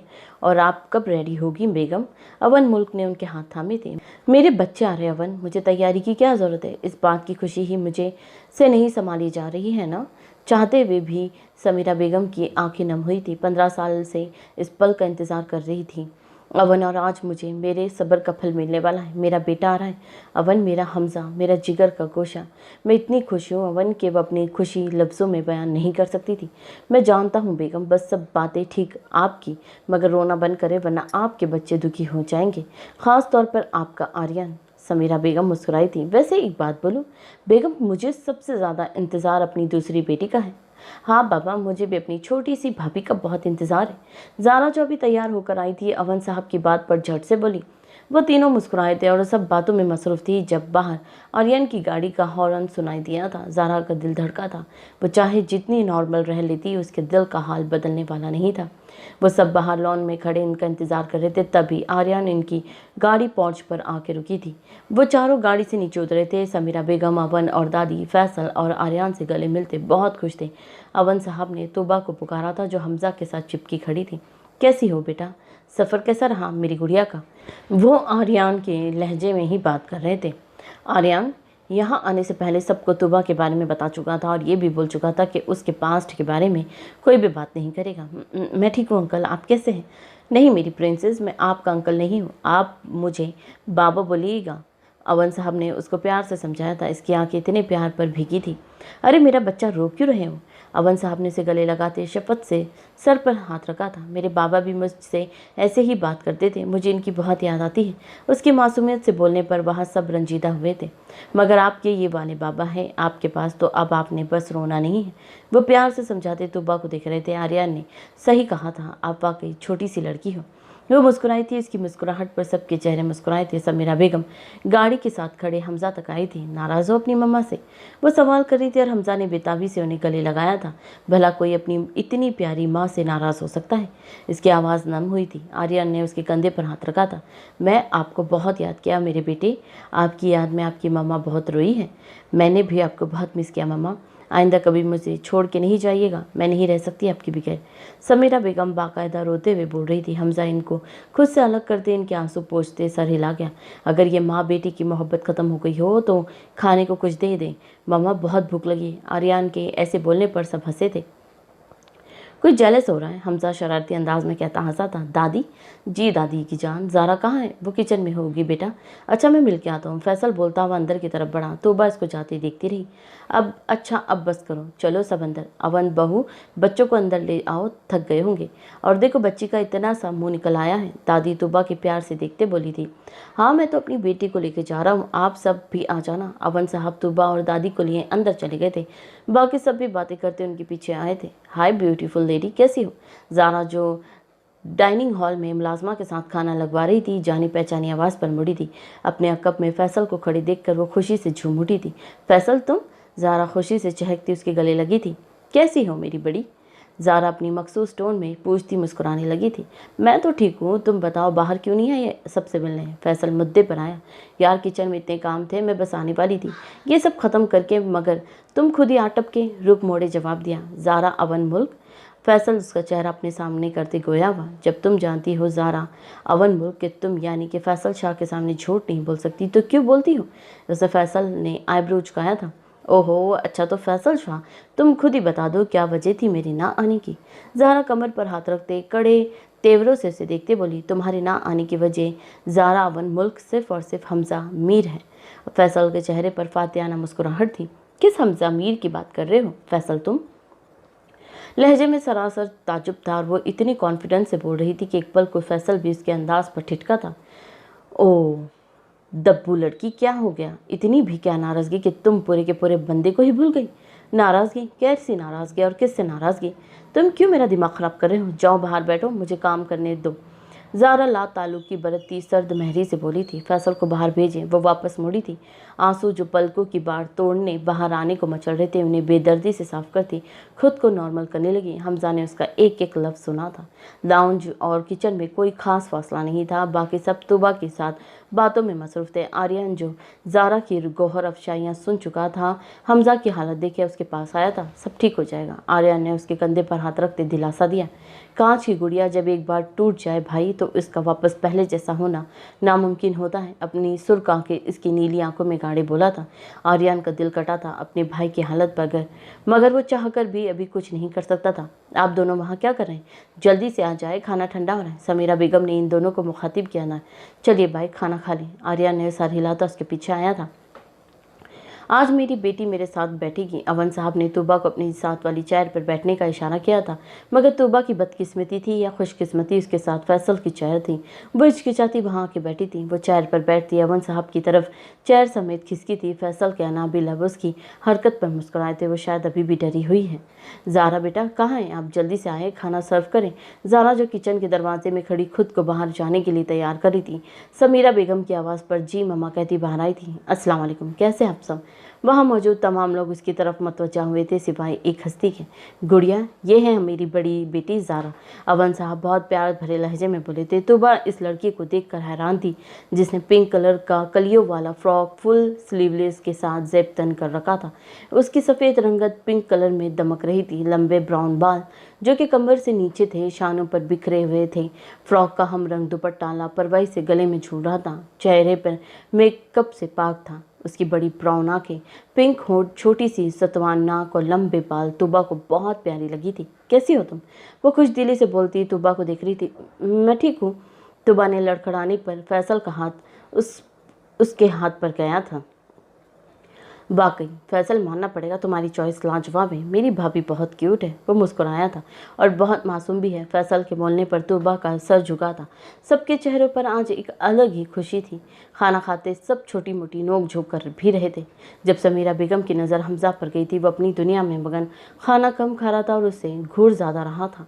बेटा, आपने तो कुछ लिया ही नहीं। समीरा बेगम की आवाज़ पर सब ने हमजा की तरफ देखा था। वो कुछ बोलता, समीरा बेगम फिर से बोली, उठो ज़ारा बेटा, हमजा को और खाना दो, इतना कमज़ोर हो गया, और देखो इसने तो कुछ लिया ही नहीं है। हमजा का निवाला गले में अटका था। उसके खांसने पर फैसल ने उसे पानी का गिलास दिया था। इतनी भी क्या खुशी मेरे भाई, वो बस खाना ही देने आ रही है। फैसल अपनी हंसी दबाते बोला, जबकि हमजा ने उसे बस घूरने पर इत्तफाक किया था। ओके मम्मा। ज़ारा खामोशी से उठती हमजा की तरफ आई और उसके इतने आराम से मान जाने पर आर्यन, हमजा और फैसल तीनों ने उसकी तरफ देखा था। इनमें से किसी को भी ऐसी उम्मीद नहीं थी कि वो इतने आसानी से हमजा के काम के लिए मान जाएगी। और दूसरी तरफ हमजा को आज वो आसमान से उतरी कोई परी लग रही थी। इसकी ड्रेसिंग देखकर एक बार फिर हैरान हुआ था। आज तो ये लड़की मुझे हैरान करके ही मार डालेगी, वो दिल में सोचता चेहरा झुका गया था। जबकि ज़ारा खाना सर्व कर चुकी थी। बेबी जी खाना खा लें, मेहरबानी होगी आपकी, वरना सर मुझ पर गुस्सा करेंगी। मुलाजमा एक बार फिर मन्नत करने आई थी, जो कि वह दिन में हर कोई रोज़ कोई 50 दफ़ा करती थी, मगर एक ही जवाब सुनकर वापस लौट जाती थी। मगर आज वो शायद ठान के आई थी कि खाना खिलाकर ही जाएगी। मुझे नहीं खाना, कितनी बार कहूँ आपसे, वह हलक के बल चिल्लाई थी। जाइए, ये सब यहाँ से ले जाइए और वो बोल दो अपने सर को, हयाम दुर्रानी भूखी मर जाना पसंद करेगी, मगर इसका दिया एक निपाला भी नहीं खाएगी। मुलाजमा इसके रवैये पर खौफ ज़दा नज़रों से उसे देखने लगी। हयाम को रोता देख इसका दिल दुखता था, मगर आज हिम्मत करके उसने दिलासा देने के लिए हयाम के कंधे पर हाथ रखा था और अगले ही पल वो इसके गले लगी, फूट फूट कर रो दी। आज उसे जब्त के सारे बंद तोड़ दिए थे, वो आंसू को बहने दिया था। मैं बहुत तकलीफ़ में हूँ, मेरी मदद करें, मुझे इस अजियत से निकाल दें, मुझे जहर ला दें, मुझसे ये कैद बर्दाश्त नहीं होती। हयाम रोती हुई इसके सामने हाथ जोड़ गई। ना मेरी पुत्री, खुदकुशी हराम है, ऐसी बात नहीं करते, अल्लाह नाराज़ होता है। वो किसी छोटे बच्चे की तरह उसे समझा रही थी। वो भीगी पलक के उठाए उसे देख रही थी। वो तो मुझसे नाराज़ ही है, इसलिए तो आज मैं इस हाल में। ना मेरा बच्चा, वो रब करीम है, अपने बंदे से बहुत प्यार करता है, वो नाराज़ नहीं है। ये बस आजमाइश है और वो अपने बंदे को इसकी बर्दाश्त से ज़्यादा नहीं आजमाता। तुम सब्र करो मेरी सोहनी बच्ची, वो ज़ात सब ठीक कर देगी और साहब के दिल में भी तुम्हारे लिए रहम डाल देगी। मुझे यकीन है अल्लाह पर। रहम सिर्फ इंसानों के दिल में डाला जा सकता है और आपके साहब भी इंसान नहीं, वो इंसानियत के नाम पर धब्बा हैं, इंतहाई सफ़ा बेरहम और धोखेबाज इंसान है तुम्हारे साहब। इस बात से लाइम के कोई इसे बहुत गौर से सुन और देख रहा है। वो बस अपनी बोलती जा रही थी। ऐसी बात नहीं है बीबी साहब। साहब जी, मुझे कुछ नहीं सुनना, जाएं आप यहाँ से और ये खाना भी ले जाएं, मेहरबानी होगी आपकी। हयाम उनके सामने हाथ जोड़ती अपना सर वापस घुटनों में गिरा गई थी। घर के तमाम अफराद इस वक्त लॉन्ज में मौजूद थे। हमजा, तोबा, ज़ारा और फैसल एक सोफ़े पर बैठे थे, जबकि उनके सामने वाले सोफ़े पर समीरा बेगम, उनके साथ आर्यन और अवन साहब बैठे थे। हर कोई अपनी अपनी बातों में मगन खुश दिखाई दे रहा था। जब अवन साहब ने आर्यन को मुखातिब किया था, और बताओ बेटा, बिजनेस कैसा चल रहा है, कोई परेशानी तो नहीं? अरे बाबा, आप भी किससे पूछ रहे हैं? आखिर आर्यन मुल्क जैसे इतने टैलेंटेड बंदे को कोई परेशानी हो सकती है, वो भी बिजनेस के मामले में? मेरे नज़दीक तो नामुमकिन सी बात है। क्यों, सही कहा ना मिस्टर हैंडसम? ज़ारा की बात पर मुस्कुराते उसने सर को खम दिए। उसकी तारीफ की। समीरा बेगम आर्यन को मुस्कुराते देख खुश हुई थी। ज़ारा बेटा जाओ, खीर ले आओ सबके लिए। वो किचन की तरफ गई थी। फैसल की नज़र बार बार तूबा की तरफ उठ रही थी, जो बार बार अपने सर को हाथों से दबा रही थी। वो समझ गया था उसके सर में दर्द है। आप ही आपको भाई अच्छे लगते हैं? उसे बहुत राजदाना अंदाज में पूछा था, मगर आवाज़ इतनी कम भी नहीं थी कि साथ बैठे हमजा और फैसल न सुन सकते। ज़ारा को उसकी अदा पर प्यार आया था। बिल्कुल आप ही की जान, मुझे मिस्टर हैंडसम अच्छे लगते हैं। वो खिलखिलाई थी। आर्यन भी उसकी तरफ मतवज्जा हुआ था। दादी कहाँ है? फैसल ने बात पलटनी चाहिए। वो जल्दी सोने की आदी है। समीरा बेगम के जवाब पर वो सर हिला गया। अच्छा आप ही, आपको भाई की कौन सी बात सबसे ज़्यादा अच्छी लगती है? तोबा ने खीर का बॉल पकड़ते एक और सवाल किया। फैसल को कुछ गलत होने का अंदाजा हुआ था। मुझे तुम्हारे भाई की सारी आदतें पसंद है, पर एक आदत इसे कुछ लोगों से मुनफरद बनाती है जो मुझे बहुत पसंद है। वो कौन सी आप ही? ये कि चाहे जैसा भी हालात हो, वो कभी हार नहीं मानता, और सबसे बड़ी बात, बुज़दिलों की तरह मैदान छोड़ के भागता नहीं है। आखिरी बात इसने सामने बैठे हमजा की आंखों में आंखें डाले बोली थी। फैसल को जिस बात का डर था वही हुआ। ज़ारा की बात हमजा को दिल चीर गई थी। वो बाउल टेबल पर पटकते वहाँ से वॉकआउट कर गया था। तोबा समेत वहाँ सब हैरान थे। इसे क्या हुआ है? अवन साहब परेशान हुए थे। आर्यन ने गुस्से से ज़ारा को देखा था। उसकी नज़रों में साफ वार्निंग थी। फैसल के इशारे पर ज़ारा तोबा को रूम में ले गई थी। चलो तोबा, मैं तुम्हें तुम्हारा रूम दिखाती हूँ। वो भी चुपचाप उठती उसके पीछे गई थी। मैं देखता हूँ चाचू, आप फिक्र नहीं करें। फैसल समीरा बेगम और अवन साहब को ध्यान बटाने के लिए उनसे बातें करने लग गया था। इसे कब तक भागोगे इससे? कब तक इसकी बातों को वार सहोगे? हमजा जो लॉन में अंधेरे में गुमसुम सा बैठा था, आर्यन की आवाज़ पर चौंका था, मगर इसे मालूम था कि आर्यन उसके पीछे ज़रूर आएगा, क्योंकि एक वही तो था जो बचपन से उसके साथ था। उसके हर दुख और परेशानी में हमजा उसके गले लगा था। मैं सह लूँगा भाई, मैं गुनहगार हूँ इसका। वो जो सज़ा देगी सहूँगा, अपनी आखिरी सांस तक भी। हमजा मीर ज़ारा अवन मुल्क के तमाम बेरुखी, उसके दिल चीरती बातें सहेगा। आर्यन को अपना कंधा भीगता महसूस हुआ था। इसे इस वक्त ज़ारा पर किस्मत पर रश्क महसूस हुआ था, मगर बे इंतहा गुस्सा भी। इसे सच बता दो हमजा, यही बेहतर है। आर्यन की बात पर हमजा तंज़ मुस्कुराया था। तुम गुनहगार नहीं हो हमजा, तुम मजबूर थे। तुम ये बात इसे बता क्यों नहीं देते? आपको क्या लगता है भाई, वो मेरी बात का यकीन करेगी? और अगर कर भी लेगी तो आज बुज़दिलों की तानीद देती है, कल मजबूरी की देगी। हर हाल में गलत मैं ही रहूँगा उसकी नज़रों में। भाई, बेकसूर होते हुए भी मैं गलत रहूँगा। और वैसे भी भाई, मैं फैसला कर चुका हूँ, वो जो सज़ा देगी मुझे कबूल हो गई। और फिर चाहे वो सज़ा उसकी किसी और से शादी ही क्यों ना हो। आखिरी वो बार लहजे में बोला था। उसकी बातें आर्यन के दिल पर चाबुक जैसे लगे थे। वो अपनी जान से अजीज़ भाई को इस हाल में नहीं देख सकता था। बहुत रात हो गई हूँ, मैं चलता हूँ, आप भी सो जाए भाई। अपनी आंखें साफ करता वो वापस घर की तरफ जा चुका था, मगर आर्यन को किसी गहरी सोच में मुब्तला कर गया था। ये तुम्हारा कमरा है, ऐसे मैंने खुद अपनी छोटी सी भाभी के लिए सेट कराया था। ये तो बहुत प्यारा है। अभी तोबा बेड पर रखे बड़े से टेडी बेयर को उठाते खुशी से बोली थी। तुम्हें पसंद आया? मुझे अच्छा लगा। ये इस साइड पर वॉशरूम है, फ्रेश हो जाएं और रेस्ट करें। मैं भी अपने रूम में जा रही हूँ। ये साथ वाला रूम मेरा ही है। किसी भी चीज़ की ज़रूरत हो तो रूम में आ जाना। ओके, मैं चलती हूँ। ज़ारा ने उसका गाल चुमा था, जिस पर वो गाल लाल गुलाबी होती। ज़ारा कह कहाँ लगाते हंसी थी। अरे मेरी क्यूट सी गुड़िया, मैं फैसल नहीं हूँ। ज़ारा की बात पर तौबा का दिल ज़ोरों से धड़का था। इसने खुद को बाथरूम में बंद किया था। ज़ारा उसकी हरकत पर हंसती हुई अपने कमरे की तरफ गई थी। जब उसकी नज़र हॉल में अकेले बैठे हमज़ा पे पड़ी थी, अचानक हमज़ा ने भी उसकी जानिब देखा था। उसकी सुर्ख लहू छलकाती किसी गहरी अजियत में डूबी नज़रें ज़ारा की नफरत से भरी आंखों से टकराई थी। वो चेहरा मोड़ती कमरे की तरफ चली गई थी। इस बंदे से बड़ा कामचोर इंसान मैंने ज़िंदगी में नहीं देखा। बड़ा या मोहब्बत के दावे करने वाला। मैं भी किस पर भरोसा करने लगी थी। ये मर्द ज़ात होती ही ऐसी है, सिर्फ बातों की शेर नहीं। और वो तो फिर भी बेहतर है। इसके नकम में घटिया 2 टके के पुलिस वाले मेंढक को बोलना चाहिए। आने दो उसे, फिर देखना क्या हाल करती हूँ। मलाइका खुद ही बड़बड़ाई जा रही थी।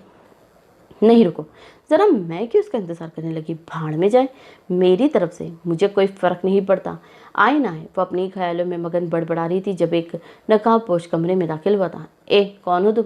वो घबराई थी क्योंकि वो मुकाबला करने की हालत में नहीं थी, मगर घबराहट पर काबू पाते अपना लहजा मजबूत रखते बोली थी। हाथ बढ़ाकर साइड टेबल से ग्लास उठाया और निशाना बनाती इससे पहले नकाबपोश दरवाजे से हटता उस तक पहुंचा था और अपना हाथ मलाइका के मुंह पर रखे उसका मुंह बंद किया था। मेरी जंगली बिल्ली, एक तो तुम काट खाने को तैयार होती हो, मैं तुम्हारे 2 टके का वर्दी वाला। वकास ने अपने चेहरे से नकाब हटाया। मलाइका उसका हाथ झटकती हैरानी से उसके पीछे हुई थी। तुम यहाँ इस नकाब में? अब ये सब क्या नया ड्रामा है? सब बताऊंगा, अभी तुम मेरे साथ चलो। अब हम यहाँ नहीं रुकेंगे, मैं तुम्हारे साथ कहीं नहीं जाऊंगी, सुना तुमने? वह एकदम फट पड़ी थी। मेरी बात समझने की कोशिश करो, मैंने कहा ना वकास, मैं यहीं ठीक हूँ। उफ मलाइका, उठो और चलो मेरे साथ। वह बरहम हुआ था, मगर मलाइका को कोई भी तासीर दिए बगैर बैठी रही। ठीक है, तो तुम ऐसे नहीं मानोगी, मुझे यकीन था, इसीलिए मेरे पास प्लान बी रेडी है। वकास ने जेब से रुमाल निकाला और मलाइका के नाक पर रखा। ये सब इतनी जल्दी हुआ कि मलाइका अपने बचाव में कुछ कर ही ना सकी। चलो ये काम तो हो गया। वकास ने मोबाइल निकाले, किसी को डन का मैसेज किया था और मलाइका को एहतियात से अपनी बाहों में उठाए हॉस्पिटल से निकल गया था। ये तीसरी बार था जब कॉल की थी, मगर वही नो आंसर। रात के 2 बज रहे थे, मगर इसको फैसल की नाराज़गी की वजह से नींद नहीं आ रही थी। तोबा ने मैसेज सेंड किया, इस बार भी कोई जवाब नहीं आया। एक मैं हूँ जो इनकी फिक्र में अपनी नींद खराब की बैठी, और इन सड़ियल को कोई फ़र्क नहीं पड़ता। अब इसे गुस्सा आने लगा था, मगर वो गुस्सा भी इसी पर उतारना चाहती थी जो इसकी वजह था। खुद को बड़ी सी शॉल में लपेटे वो कमरे से बाहर निकली थी और खुश थी कि उसे फैसल के कमरे का पता था। छुपते छुपाते वो कमरे तक पहुंची थी, मगर अब उसकी सारी बहादुरी उड़न छू हुई थी, टांगे कांपने लगी थी। अगर उन्होंने मुझ पर गुस्सा किया तो मुझे वापस चले जाना चाहिए, पर नहीं, इन्हें मनाए बगैर मैं नहीं जा सकती। उफ, क्या करूं? इसका सर दर्द मजीद बढ़ गया था। वह अभी सोच ही रही थी जब उसकी नज़र समीरा बेगम पर पड़ी। मम्मा, ओह नो, अगर उन्होंने मुझे देख लिया तो उफ अल्लाह जी बचा लेना, वरना आपकी बंदी आज अपने शौहर ही के हाथों शहीद हो जाएगी। तो वह जल्दी से दरवाज़ा खोले कमरे में दाखिल हुई थी। शुक्र है दरवाज़ा लॉक नहीं था। तुम यहाँ क्या कर रही हो? वह अभी तक दरवाजे के साथ चिपकी खड़ी थी। अपने पीछे से रौबदार आवाज़ से सुने फ़ौरन से पलटी थी और सीधा फैसल के सीने से टकराई थी। इसे फ़ौरन से अपनी आंखों पर हाथ रखा था क्योंकि फैसल ने शर्ट उतारी हुई थी।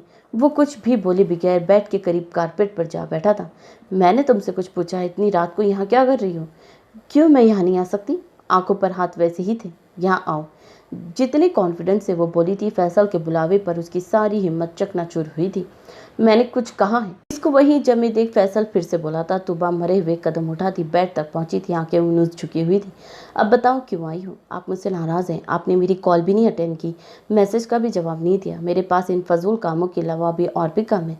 उसके बाद ख़त्म होने से पहले ही फैसल तलक लहजे में बोला। उसकी बात तुबा के दिल को लगी थी।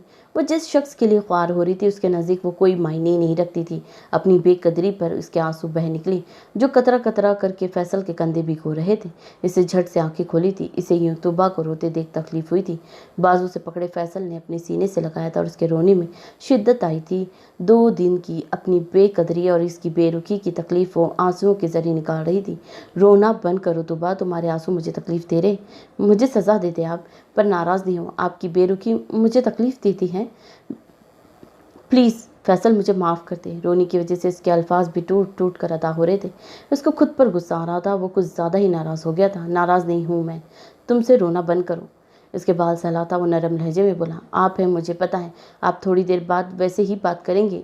इसके कंधे से सर टिकाते वो अपना खदशा बयान कर रही थी। ये बात अलग थी, वो खुद भी फैसल से दूर नहीं होना चाहती थी। इसे फैसल के करीब सुकून मिल रहा था, इसके दिल को ठंडक मिल रही थी। अब नहीं करूँगा ऐसा क्योंकि मैं अपनी बीवी को तकलीफ़ में नहीं देख सकता। हाँ, मैं नाराज़ था क्योंकि तुम्हारे झूठ की वजह से उस दिन भाई ने मुझसे बहुत संग दिली से बात की थी और उन्होंने कभी मुझसे इतनी तेज़ लहजे में बात नहीं की, मगर उस दिन उनकी एक एक बात मेरे दिल पर किसी चाबुक की तरह लगी थी। तोबा, इनका लहजा मुझे बेकसूर होते हुए भी कसूरवार बना गया, इसलिए मैंने खुद को तुमसे दूर कर लिया। जितनी तुम्हें तकलीफ़ हुई है मुझे उसकी डबल तकलीफ़ हुई। भाई की नाराज़गी की तकलीफ़ तो मैं फिर भी सह रहा हूँ, मगर तुमसे बेरुखी करने की कोशिश में जो तकलीफ़ मुझे खुद को मिली है वो मेरी बर्दाश्त से बाहर है। मगर ये दूरी, मेरी मोहब्बत तुम्हारे लिए और तड़प मज़ीद बढ़ गई है। मेरी जान, इसकी गर्दन में मुँह दिए वो धीमे लहजे में बोला। तुबा की सांसें फूली थी। मुझे माफ़ कर दे, मैंने वो झूठ बोला, मगर भाई मुझसे रोने की वजह पूछ रहे थे। जिस पर मेरे दिमाग में जो आया मैंने बोल दिया। मुझे नहीं पता था भाई आप पर इतना गुस्सा करेंगे और आपको सज़ा भी देंगे। उसके बाजू के ज़ख्म को छूते वो फिर से रोने लगी। फैसल ने खुद को कोसा था क्योंकि वो अब उसकी वजह से ही हुआ था। सॉरी मेरी जान, तुम्हें मेरी वजह से तकलीफ़ हुई, फैसल उसके कान में सरगोशी नुमा अंदाज में बोला था। होठ तुबा के कान को छू रहे थे जो इसकी जान पर बन रहे थे। वो फैसल से दूर होने की कोशिश में अपने हाथ उसके हाथों में उलझा गई थी। पूरे ज़ोर और शोर से दिल धड़क रहा था। उफ फैसल, मुझे जाना, कहाँ जाना है? मुझे अपने रूम में जाना है। नहीं, आज तुम कहीं नहीं जाओगी, यही सोऊंगी मेरे पास, मेरे रूम में। फैसल ने मजीद इसे खुद में समोया था। इसकी पकड़ तुबा की नाजुक कमर पर सख्त हुई थी और ये इसकी रही सही जान भी हवा हुई थी। क्या मतलब, मैं कैसे यहाँ? नहीं, मुझे जाना है कमरा। फैसल में प्लीज़। इसका नन्हा सा दिल काँपा था। उसके होंठों पर उंगली रख के उसे खामोश कराया था। नो मोर आर्ग्यूमेंट्स मेरी जान। और वैसे भी अपनी पूरी तरह नाराज़गी ख़त्म नहीं हुई है मेरी। फैसल उसके होंठों पर झुका था। इसके अमल में नरमी थी, मगर इसकी 2 दिन की बेकरारी इसे तुब्बा से दूर नहीं जाने दे रही थी। उसने फैसल के बाजू को ज़ोर से थामा था, जिसकी वजह से उसके नाखून इसके बाजू में पेवस्त हुए थे। आखिर कुछ मिनट बाद फैसल को इस नन्ही सी जान पर रहम आया था। बहुत बुरे हैं फैसल, वो मुँह बनाती बोली। और तुम बहुत क्यूट हो फैसल की जान। मुझे आपके साथ नहीं रहना, मैं जा रही हूँ। सोच लो, फिर बाद में शिकायत मत करना, बेरुखी करता हूँ, कॉल अटेंड नहीं करता, वगैरह वगैरह। वो मासूमियत सी शक्ल बनाए उसकी तरफ देखने लगी। ना, आज ये मासूमियत कभी किसी काम नहीं आएगी। 2 दिन बेसुकून गुजरे हैं, उनके हिसाब का वक्त आ गया है मेरी जान। मगर फिक्र नहीं करो, जब तक हमारी रुखसती नहीं हो जाती मैं तुम्हारे मज़ीद करीब नहीं आऊँगा। मगर उसके बाद का वादा नहीं करता। उसके कान की लौ चूमते वो मज़ीद उसे निढाल कर रहा था। तुबा का दिल पस्तियाँ तोड़े बाहर आने को था। वो अपना आप छुड़ाती बेड पर भागी थी और खुद को कंबल में छुपाया था। फैसल उसकी हरकत पर मुस्कुराया था। बेड पर लेटते फैसल ने उसे अपनी तरफ खींचा, उसका सर अपने सीने पर रखा था। तुबा ने उठने की कोशिश की थी। सो जाओ चुपचाप, तंग नहीं करूँगा, क्योंकि अगर मैंने तंग किया तो तुम शिकायत करोगी। इसकी आवाज़ पर तुबा ने आंखें बंद की थी। फैसल के अंदर सुकून की लहर दौड़ गई थी और सुकून की असल वजह वो इसकी महरूम थी, उसकी मोहब्बत, उसकी जान से अजीज़ झल्ली बेगम। वो तुबा के बारे में सोचता गहरी नींद में उतर गया, जबकि तुबा पहले ही सो चुकी थी। यहाँ क्या कर रहे हो आप? अरे मम्मा, सोई क्यों नहीं आप? आर्यन ने उनका सवाल नज़रअंदाज किया था। मुझे अजीब सी बेचैनी हो रही थी बेटा, मालूम नहीं क्या वजह है। समीरा बेगम अपने दिल के मुकाम पर हाथ रखा था। क्या हुआ मम्मा, कोई परेशानी है? वो परेशान हुआ, सच बताओ आर्यन। वो इनकी तरफ मतवज्जा हुआ था। मुझे हमजा की फ़िक्र लगी हुई है, वो खुश नहीं है। कोई बात है जो उसे परेशान किए हुए हैं। मैं बेशक उसकी सगी माँ नहीं हूँ, पर मैंने उसकी आंखों में अजीब सी उदासी देखी है। मेरा बच्चा किसी दुख में मुब्तला है आर्यन। वो हैरान हुआ था। आप वाकई उसकी माँ है? आर्यन के बोलने पर वो मुस्कुराई थी। मतलब मेरा शक सही था? जी मम्मा। आर्यन ने सारी बात उन्हें बताई थी। मगर आर्यन, वो ज़ारा को पसंद करता है तो वक्त किस बात की है? मम्मा, ज़ारा नहीं मान रही, मगर जहाँ तक मेरा ख्याल है ज़ारा भी हमजा को पसंद करती है। समीरा बेगम की बात पर आर्यन ने उन्हें देखा था। ऐसे क्या देख रहे हो बेटा? माँ हूँ इसकी, जानती हूँ मेरी बेटी किस चीज़ में खुशी है। वो मुस्कुराया था। अब मुझे मसला बताएं मम्मा। ज़ारा हमजा को पसंद करती है बचपन से, और हमजा की नेचर से आप वाकिफ़ हैं। इसे ये हकीकत तस्लीम करने में बहुत देर लगी थी कि वो भी ज़ारा से मोहब्बत करता है, मगर वो ज़ारा को बताने से डरता था। इसे लगता था कि वो जिसके भी करीब रहता है वो उससे दूर हो जाता है, जिसकी वजह से वो ज़ारा से दूर रहने लगा। मगर ज़ारा लड़की होके भी उसे एहसास दिलाती रही। मम्मा, फिर इस बेवकूफ़ ने एक दिन मुझे बताया तो मैंने उसे बहुत समझाया और डांटा भी कि ये उसका जहनी फितूर है, उसे ज़ारा को सब बता देना चाहिए, और वो राज़ी भी हो गया था। मगर मालूम नहीं मम्मा, उस रात ऐसा क्या हुआ कि हमजा ज़ारा से मीलों दूर हो गया। वो जो उसके सामने रहता था वो उसे ख़त्म ना कर दिया। उसने ख़त्म कर दिया। जहाँ ज़ारा होती वहाँ नहीं जाता। मैंने वजह पूछी मगर हर बार वो बताने पर राज़ी नहीं था। फिर इसने ज़िद की वो मेरे साथ जाएगा और मैं मान गया। मगर ज़ारा बहुत रोई थी। मैंने ज़ारा को हमेशा अपनी सगी बहन समझाया। मुझे बहुत तकलीफ़ हुई थी ज़ारा के आंसू देखकर। मैं हमज़ा से दूर रहने लगा था। इससे बात का भी कम करता था जो कि मेरी उससे नाराज़गी थी। हमें वहाँ काम करते 3 महीने गुजर चुके थे। ज़ारा उस दिन में लातालात कॉल्स आई थी मगर वो एक भी जवाब नहीं देता था। फिर एक दिन मेरी उससे बहस हुई थी। माजी मुझे समझ नहीं आता हमजा, आखिर मसला क्या है तुम्हारे साथ? क्यों तुम इसे इग्नोर करते हो? जब मोहब्बत करते हो बोल क्यों नहीं देते? क्या रीज़न है इससे ये सब छुपाने का? आर्यन अब तक उस पहली बार हमजा पर चिल्लाया था। कोई वजह नहीं भाई, उसने मंजर से हटना चाहा। अगर आज तुमने मेरी बात का जवाब ना दिया हमजा तो वापस कभी अपने सामने नहीं देखोगे। वो जो ऑफिस से निकल रहा था आर्यन की बात पर जैसे जम गया। इसे काफ़ी देर एक ही जगह खड़े देखकर आर्यन चलता उसके सामने आया था। अब बताओ क्या रीज़न है? कुछ भी नहीं भाई। हमजा भाई please tell me damn it, क्या रीज़न है इस मासूम को सज़ा देने की? आप है वजह भाई। वो कदरे धीमी आवाज़ में बोला था। आर्यन को अपनी समातों पर यकीन नहीं आया था। आप है रीज़न इसे इग्नोर करने का। आप है रीज़न कि मैंने इसे कभी नहीं बताया कि इससे मोहब्बत करता हूँ। आप है भाई। वो फट पड़ा था। उसकी आंखों से आंसू बहने लगे। क्या कह रहे हो तुम हमजा? मेरी वजह से तुम ये सब? मगर क्यों? मैं हैरान था मम्मा कि मेरी वजह से वो सब क्यों कर रहा है। फिर उसने मुझे हकीकत बताई कि जिस रात वो ज़ारा से बात करने जाने वाला था वो आपके पास आया था पहले, मगर उसे गलती से आपकी और चाचू की बातें सुन ली जो आप ज़ारा की शादी के बारे में बात कर रहे थे। अवन मुझे आर्यन बहुत पसंद है अपनी ज़ारा के लिए। आपका क्या ख्याल है इस बारे में? अम्मा भी राज़ी है इस रिश्ते से। मैंने क्या कहना है, जैसा आप लोगों को ठीक लगे। अवन साहब अपने काम में मसरूफ़ थे। समीरा बेगम खुशी से फुले नहीं संभाली थी। मगर बच्चों से उनकी मर्जी पूछ लीजिएगा। बिल्कुल अवन, ऐसा ही होगा। उसके बाद आर्यन और हमजा का अचानक वहाँ से जाना, उन्हें कभी मौका ही नहीं मिला कि वो इनकी मर्जी पूछ ले लें। ये बात सुन ली आप दोनों की वजह से वो दूर हो गया ज़ारा से। समीरा बेगम की आंखें भीगी थी। मगर मैंने बाबा से बात की और इन्हें हमजा की शादी के बारे में बताया। इन्हें कोई मसला नहीं। अगर ज़ारा खुश थी तो वो भी खुश थे। मगर फिर भी हमजा को समझाया वो अपनी और बाबा के बीच हुई बात इसे बताएं और मैं खुश था कि वो समझ गया था। मैंने उसे बोला कि अब इसे ज़ारा से बात करनी चाहिए मगर तब तक शायद देर हो चुकी थी। ज़ारा अपने दिल पर पत्थर रख चुकी थी। हमजा ने इसे कई तरीक़ों से समझाया। मैंने भी बात की मगर वो हमारे बस से बाहर थी। वो मोम की गुड़िया जो दिन रात हमजा की यादों में रहती थी और इनमें सांस लेती थी वो फिर पत्थर बन चुकी थी। मम्मा उसने अपने दिल की तमाम उसकी यादें नोच नोच कर खुद से ही अलग कर दिया और अपने दिल के दरवाजे हमजा के लिए बंद कर दिया। अब ये ज़ारा को ये लगता है कि हमजा अपने डर की वजह से उसे छोड़ के चला गया। हमजा की माफ़ी मांगने पर भी ज़ारा ने उसे माफ़ नहीं किया। मम्मा, आर्यन ने समीरा बेगम की तरफ देखा जिनकी आंखों में आंसू बह रहे थे। मम्मा रोइए नहीं प्लीज़, मेरी बेटी ने कितनी तकलीफ़ें झेली होगी। आर्यन उसे कितना दुख हुआ होगा। और मेरा हमजा, वो तो आधे सच को ही सच समझ के अपनी ज़िंदगी गुजार रहा था। इसे मेरे पास आना चाहिए था, मुझसे एक बार बात करना चाहिए था। आर्यन मुझसे अपना हक मांगता, लड़ता मुझसे तो माँ थी मैं उसकी। इतने साल इन दुखों को अपने सीने में वो कैसे दफन किए जीता रहा। आर्यन, मेरा तो सोच कर ही दिल फट रहा है। आधा क्या मतलब आपका मम्मा? उसे ताजुबा। उस दिन हमने रिश्ता तय नहीं किया था ज़ारा का आपके साथ बेटा, क्योंकि आपके चाचू ने कहा था मेरे लिए बच्चों की मर्जी बहुत ज़रूरी है।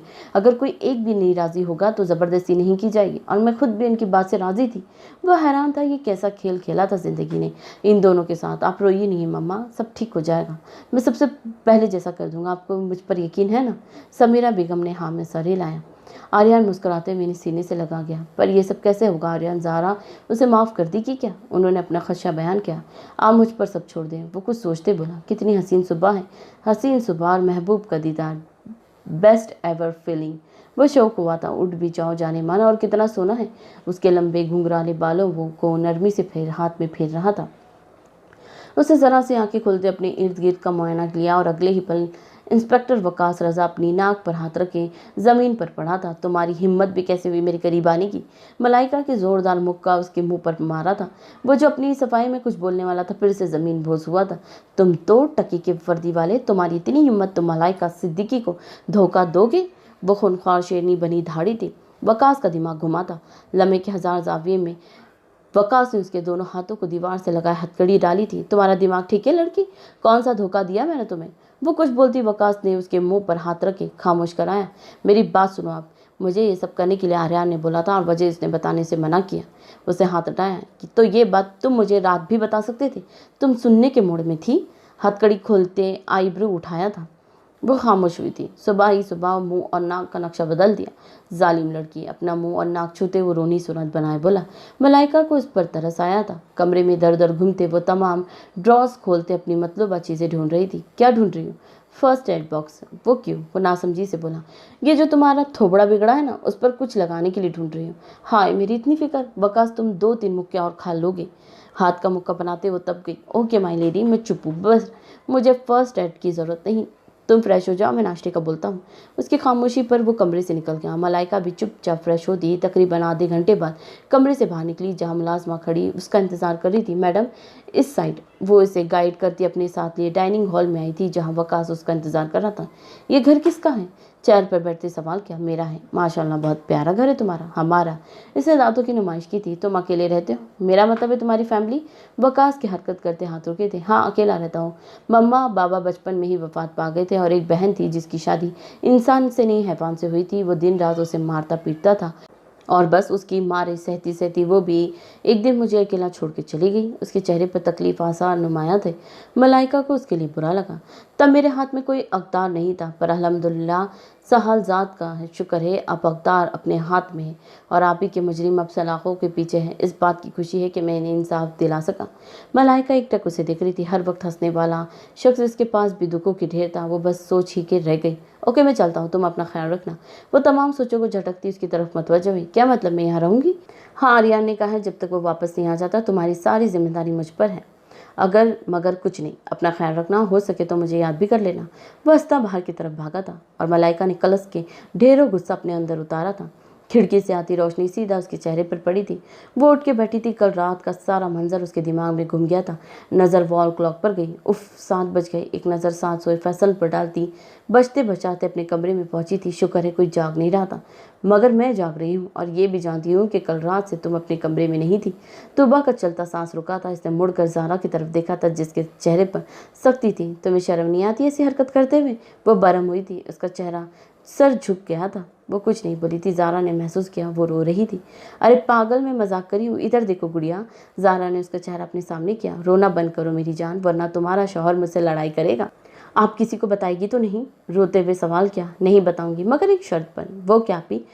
तुम कल रात की सारी बात मुझे बताओगी? उसकी आंखों में झलकती शरारत देखकर तुबा की सांस बढ़ी थी। उसने सारी बात गोल करके बताई थी। फिर हमारी दोस्ती भी हो गई बस।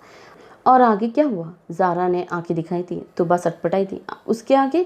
बोलते उसने टावल उठाया था। उसके आगे नहीं बताऊंगी। वह हंसते वॉशरूम में बंद हुई थी और ज़ारा बेवकूफ़ बनने पर हैरान से खड़ी थी। ये चिटिंग है तुबा, चलता है आप ही। उसकी शोक आवाज़ आई थी। उसने, ज़ारा बेटे, आप सुबह सुबह यहाँ क्या कर रही हैं? अस्सलाम वालेकुम मम्मा। वालेकुम अस्सलाम मम्मा की जान। मम्मा, मैं तुबा को देखने आई थी, अभी फ्रेश होने गई है। अच्छा ठीक है, आप इसे लेकर नीचे आओ, मैं नाश्ता लगवा रही हूँ। ओके मम्मा। वह मुस्कुराती हुई खुद भी फ्रेश होने के लिए अपने कमरे की तरफ बढ़ी, मगर उनका माथा चुमना नहीं भूली थी। घर के तमाम अफराद डाइनिंग हॉल में मौजूद थे। अवन साहब, फैसल और आर्यन अपनी ही बातों में मगन थे, जबकि तुबा और ज़ारा अपनी ही लड़ाई में मसरूफ थी। तुमने मुझे पूरी बात नहीं बताई। उफ, वो आप ही तंग नहीं करे, नाश्ता करने दे। वो फिर से प्लेट पर सर झुका गई। बता रही हूँ या नहीं? ज़ारा ने उसे चुटकी काटी थी। आप ही क्या? वहाँ सब उनकी तरफ मतवज्जा हुए थे। क्या हुआ गुड़िया? आर्यन उसकी उतरी शक्ल देखते फ़ौरन से बोला, भाई ज़ारा आप ही तंग करती है। मासूमियत से बताया। ज़ारा क्यों तंग करी हो बहन को? समीरा बेगम ने उसे डपटा था। अच्छा कोई बात नहीं, तुम यहाँ आ जाओ मेरे पास। आर्यन ने उसे अपनी साथ वाली चेयर पर इशारा किया। वो भी चुपचाप उठती उसके साथ आ बैठी थी। ठीक है बच्चों, मैं अभी बता रही हूँ मम्मा को सारी बात। इसने धमकी दी। आपने प्रॉमिस किया था। वो रोने को थी। अब तुमने पार्टी चेंज कर ली तो मैं तो पुराना तोड़ दूंगी। वो शाह ने बेनियाजी से अपना फैसला सुनाती इस मासूम की जान पर बना गई थी। आखिरी बात क्या हुई है ज़रा? हमें भी कुछ बताएं। अवन साहब के पूछने पर सब ने तुबा की नज़रें हटाए उसकी तरफ देखा। वो कुछ बोलती तुबा चेयर घसीटते वहाँ से भागी थी और कमरे में बंद हुई थी। इसे क्या हुआ? ज़ारा के कहकरे में हॉल में गूंज रहे थे। चुप हो जाओ ज़ारा, क्यों आप बच्ची को तंग कर रही हो? उफ मम्मा, वो बच्ची ही है, वाकई मासूम सी। वो फिर से हंसने लगी। उसने नाश्ता भी ख़त्म नहीं किया। वो फिक्रमंदी से बोली, मैं देखता हूँ मम्मा। एक मिनट भाई, अगर आप बुरा ना माने तो मैं बात करूँ? फैसल ने इजाज़त तलब नज़रों से आर्यन को देखा था। सारी क्यों नहीं बेटा, तुम कर सकते हो बात। बीवी है वो तुम्हारी, हक है तुम्हारा उस पर। दादी आर्यन के बोलने से ही पहले बोली। वो मुस्कुराता हुआ उनके फैसले पर अपनी जगह पे बैठा था। हाँ हाँ, हक है तुम्हारा। वो फिर से बोली थी। अब की बार फैसल भी जुज़बुज़ हुआ था। तुम्हें बाद में दिखता हूँ। ज़ारा को धमकी से नवाजते वो कमरे की तरफ गया। नॉक करते वो कमरे में आया जहाँ उसकी बीवी अलमारी में सर दिए ना जाने क्या ढूंढ रही थी, जिसे भी खबर नहीं थी कि कमरे में कौन आया। तोबा उसके बुलाने पर वो झट से मुड़ी थी। क्या हुआ मेरा बच्चा, नाश्ता भी नहीं किया तुमने? फैसल ने उसके बाल सहलाते हुए कहा और वो चुपचाप उसके सीने पर सर रख के इसकी पनाहों में से मिट गई। उसको ताज्जुब हुआ था मगर फिर भी बोला नहीं था। आपको पता है फैसल, ये मेरी फेवरेट जगह है, यहाँ मुझे बहुत सुकून मिलता है। वो इसकी अपने हाथ रख के सरगोशी कर रही थी। फैसल को इस उदास मालूम हुई थी। क्या हुआ मेरी जान, क्यों परेशान हो तुम? अगर ज़ारा की वजह से हो तो सीरियस नहीं लो, वो इसे तुम्हें तंग कर रही थी। आपको पता है वो मुझे किस बात पर तंग कर रही थी?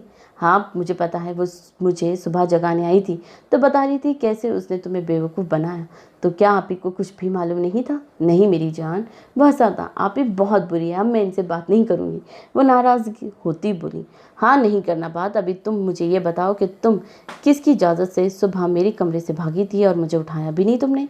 तो आप क्या चाहते हैं मैं आपके जागने का इंतज़ार करती? और ये जो सब हो रहा है ना, आप ही की वजह से हो रहा है।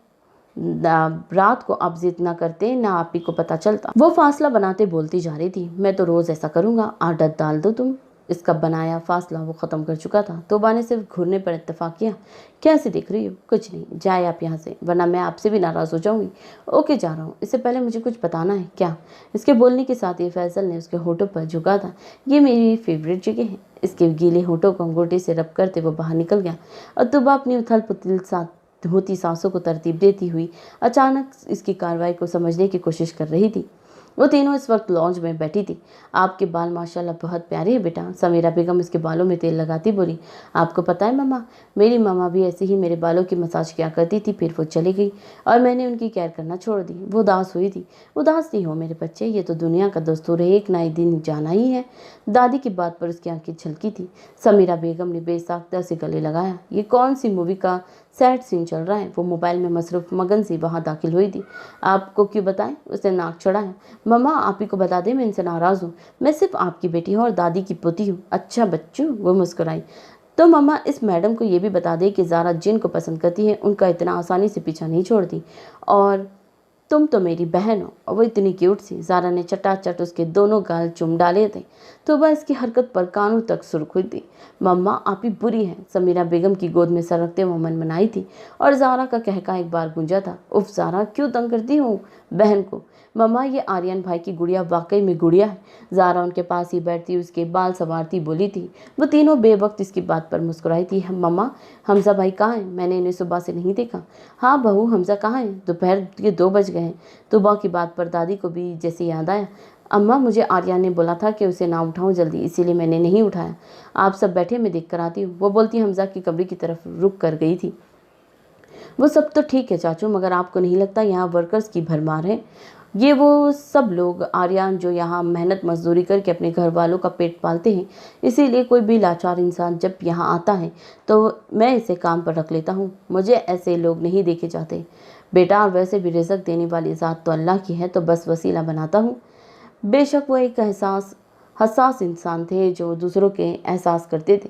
आर्यन और फैसल मुस्कुराए थे। मोबाइल बजा था और वह एक्सक्यूज़ करता साइड पर गया था। मैंने कितनी बार मना किया है मुझे बार बार कॉल्स मत क्या करो। अब बोलो क्या बात है? साहब जी वो बीबी जी ने 4 दिन से कुछ नहीं खाया। इसे बोला भाई आप यहाँ कोई परेशानी है क्या? मैं तुमसे बाद में बात करता हूँ। नहीं कोई परेशानी नहीं, उसे मुतमईन करती वो फीका सा मुस्कुराया था। हमजा बेटा उठ जाए, दोपहर होने को है। समीरा बेगम खिड़की से पर्दे हटाती बेड की तरफ आई थी। हमजा इतना कौन सोचता है मम्मा की जान? वो बच्चों से उसे पुकारती उठा रही थी। बाल हटाने की गर्ज से उन्होंने हमजा का माथा छुआ था। या अल्लाह खैर, हमजा को आपको तो इतना तेज़ बुखार है? बेटा उठिए, आंखें खोलिए हमजा। उसने ज़रा सी आंखें खोली और फिर बंद कर दी। इनकी परेशानी हद से सवा थी। वो हाँफती वहाँ से बाहर निकली थी। मम्मा क्या हुआ, आप इतनी परेशान क्यों है? तूबा बच्चे जल्दी से जा ठंडे पानी और पट्टियाँ ले आएँ। ज़ारा आप अपने बाबा को कॉल करें और घर बुलाएं। आसिया बेगम समीरा बेगम के साथ तूबा के हुमरा कमरे में गई, जबकि वो वहीं खड़ी रह गई। एक अनजानी सी तकलीफ थी जो इसे महसूस हो रही थी। खुद को दिलासा देती हुई मोबाइल निकाली, नंबर डायल करने लगी थी।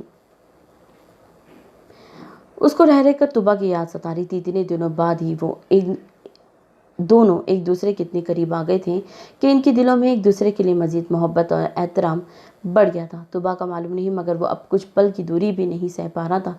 फैसल जल्दी से घर पहुंचना चाहता था। भाई मुझे भूख लगी, घर चलें? चाचू से पूछ लो फैसल। वो अनूज मोबाइल में मसरूफ था। फैसल खुश होता उन्हें ढूंढने के लिए आगे बढ़ता जो फैक्ट्री में थे। फैसल भी वहीं जा रहा था।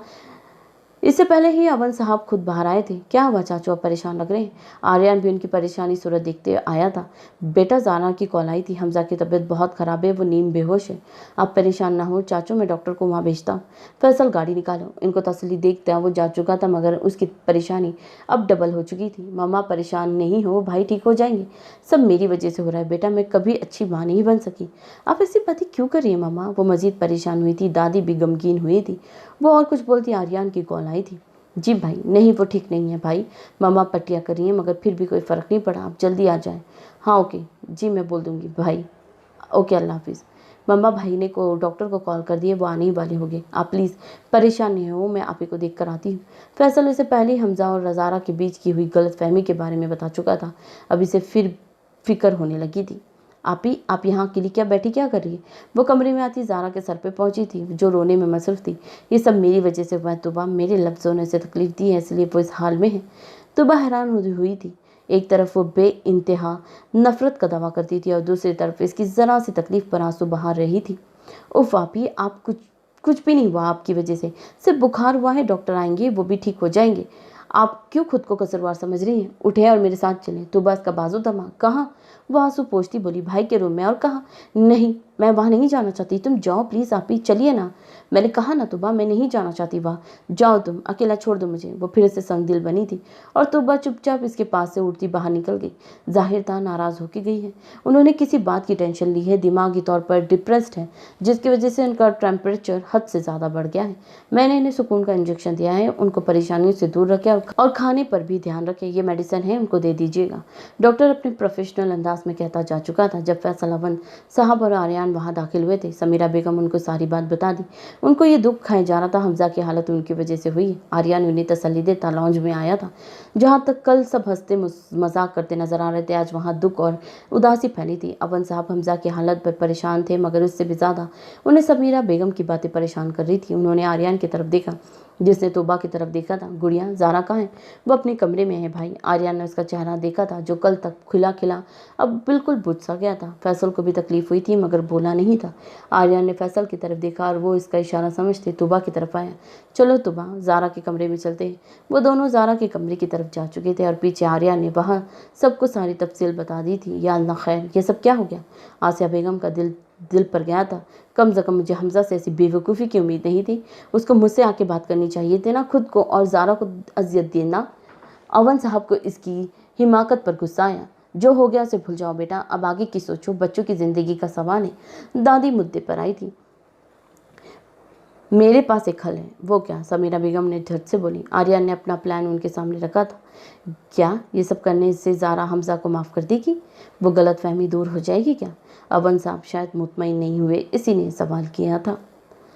सो नावल कैसा लग रहा है मुझे कमेंट करके ज़रूर बताइएगा। लाइक, शेयर और सब्सक्राइब करना तो बिल्कुल ना भूलिएगा। सो अपना बहुत ख्याल रखिएगा। अल्लाह हाफिज़।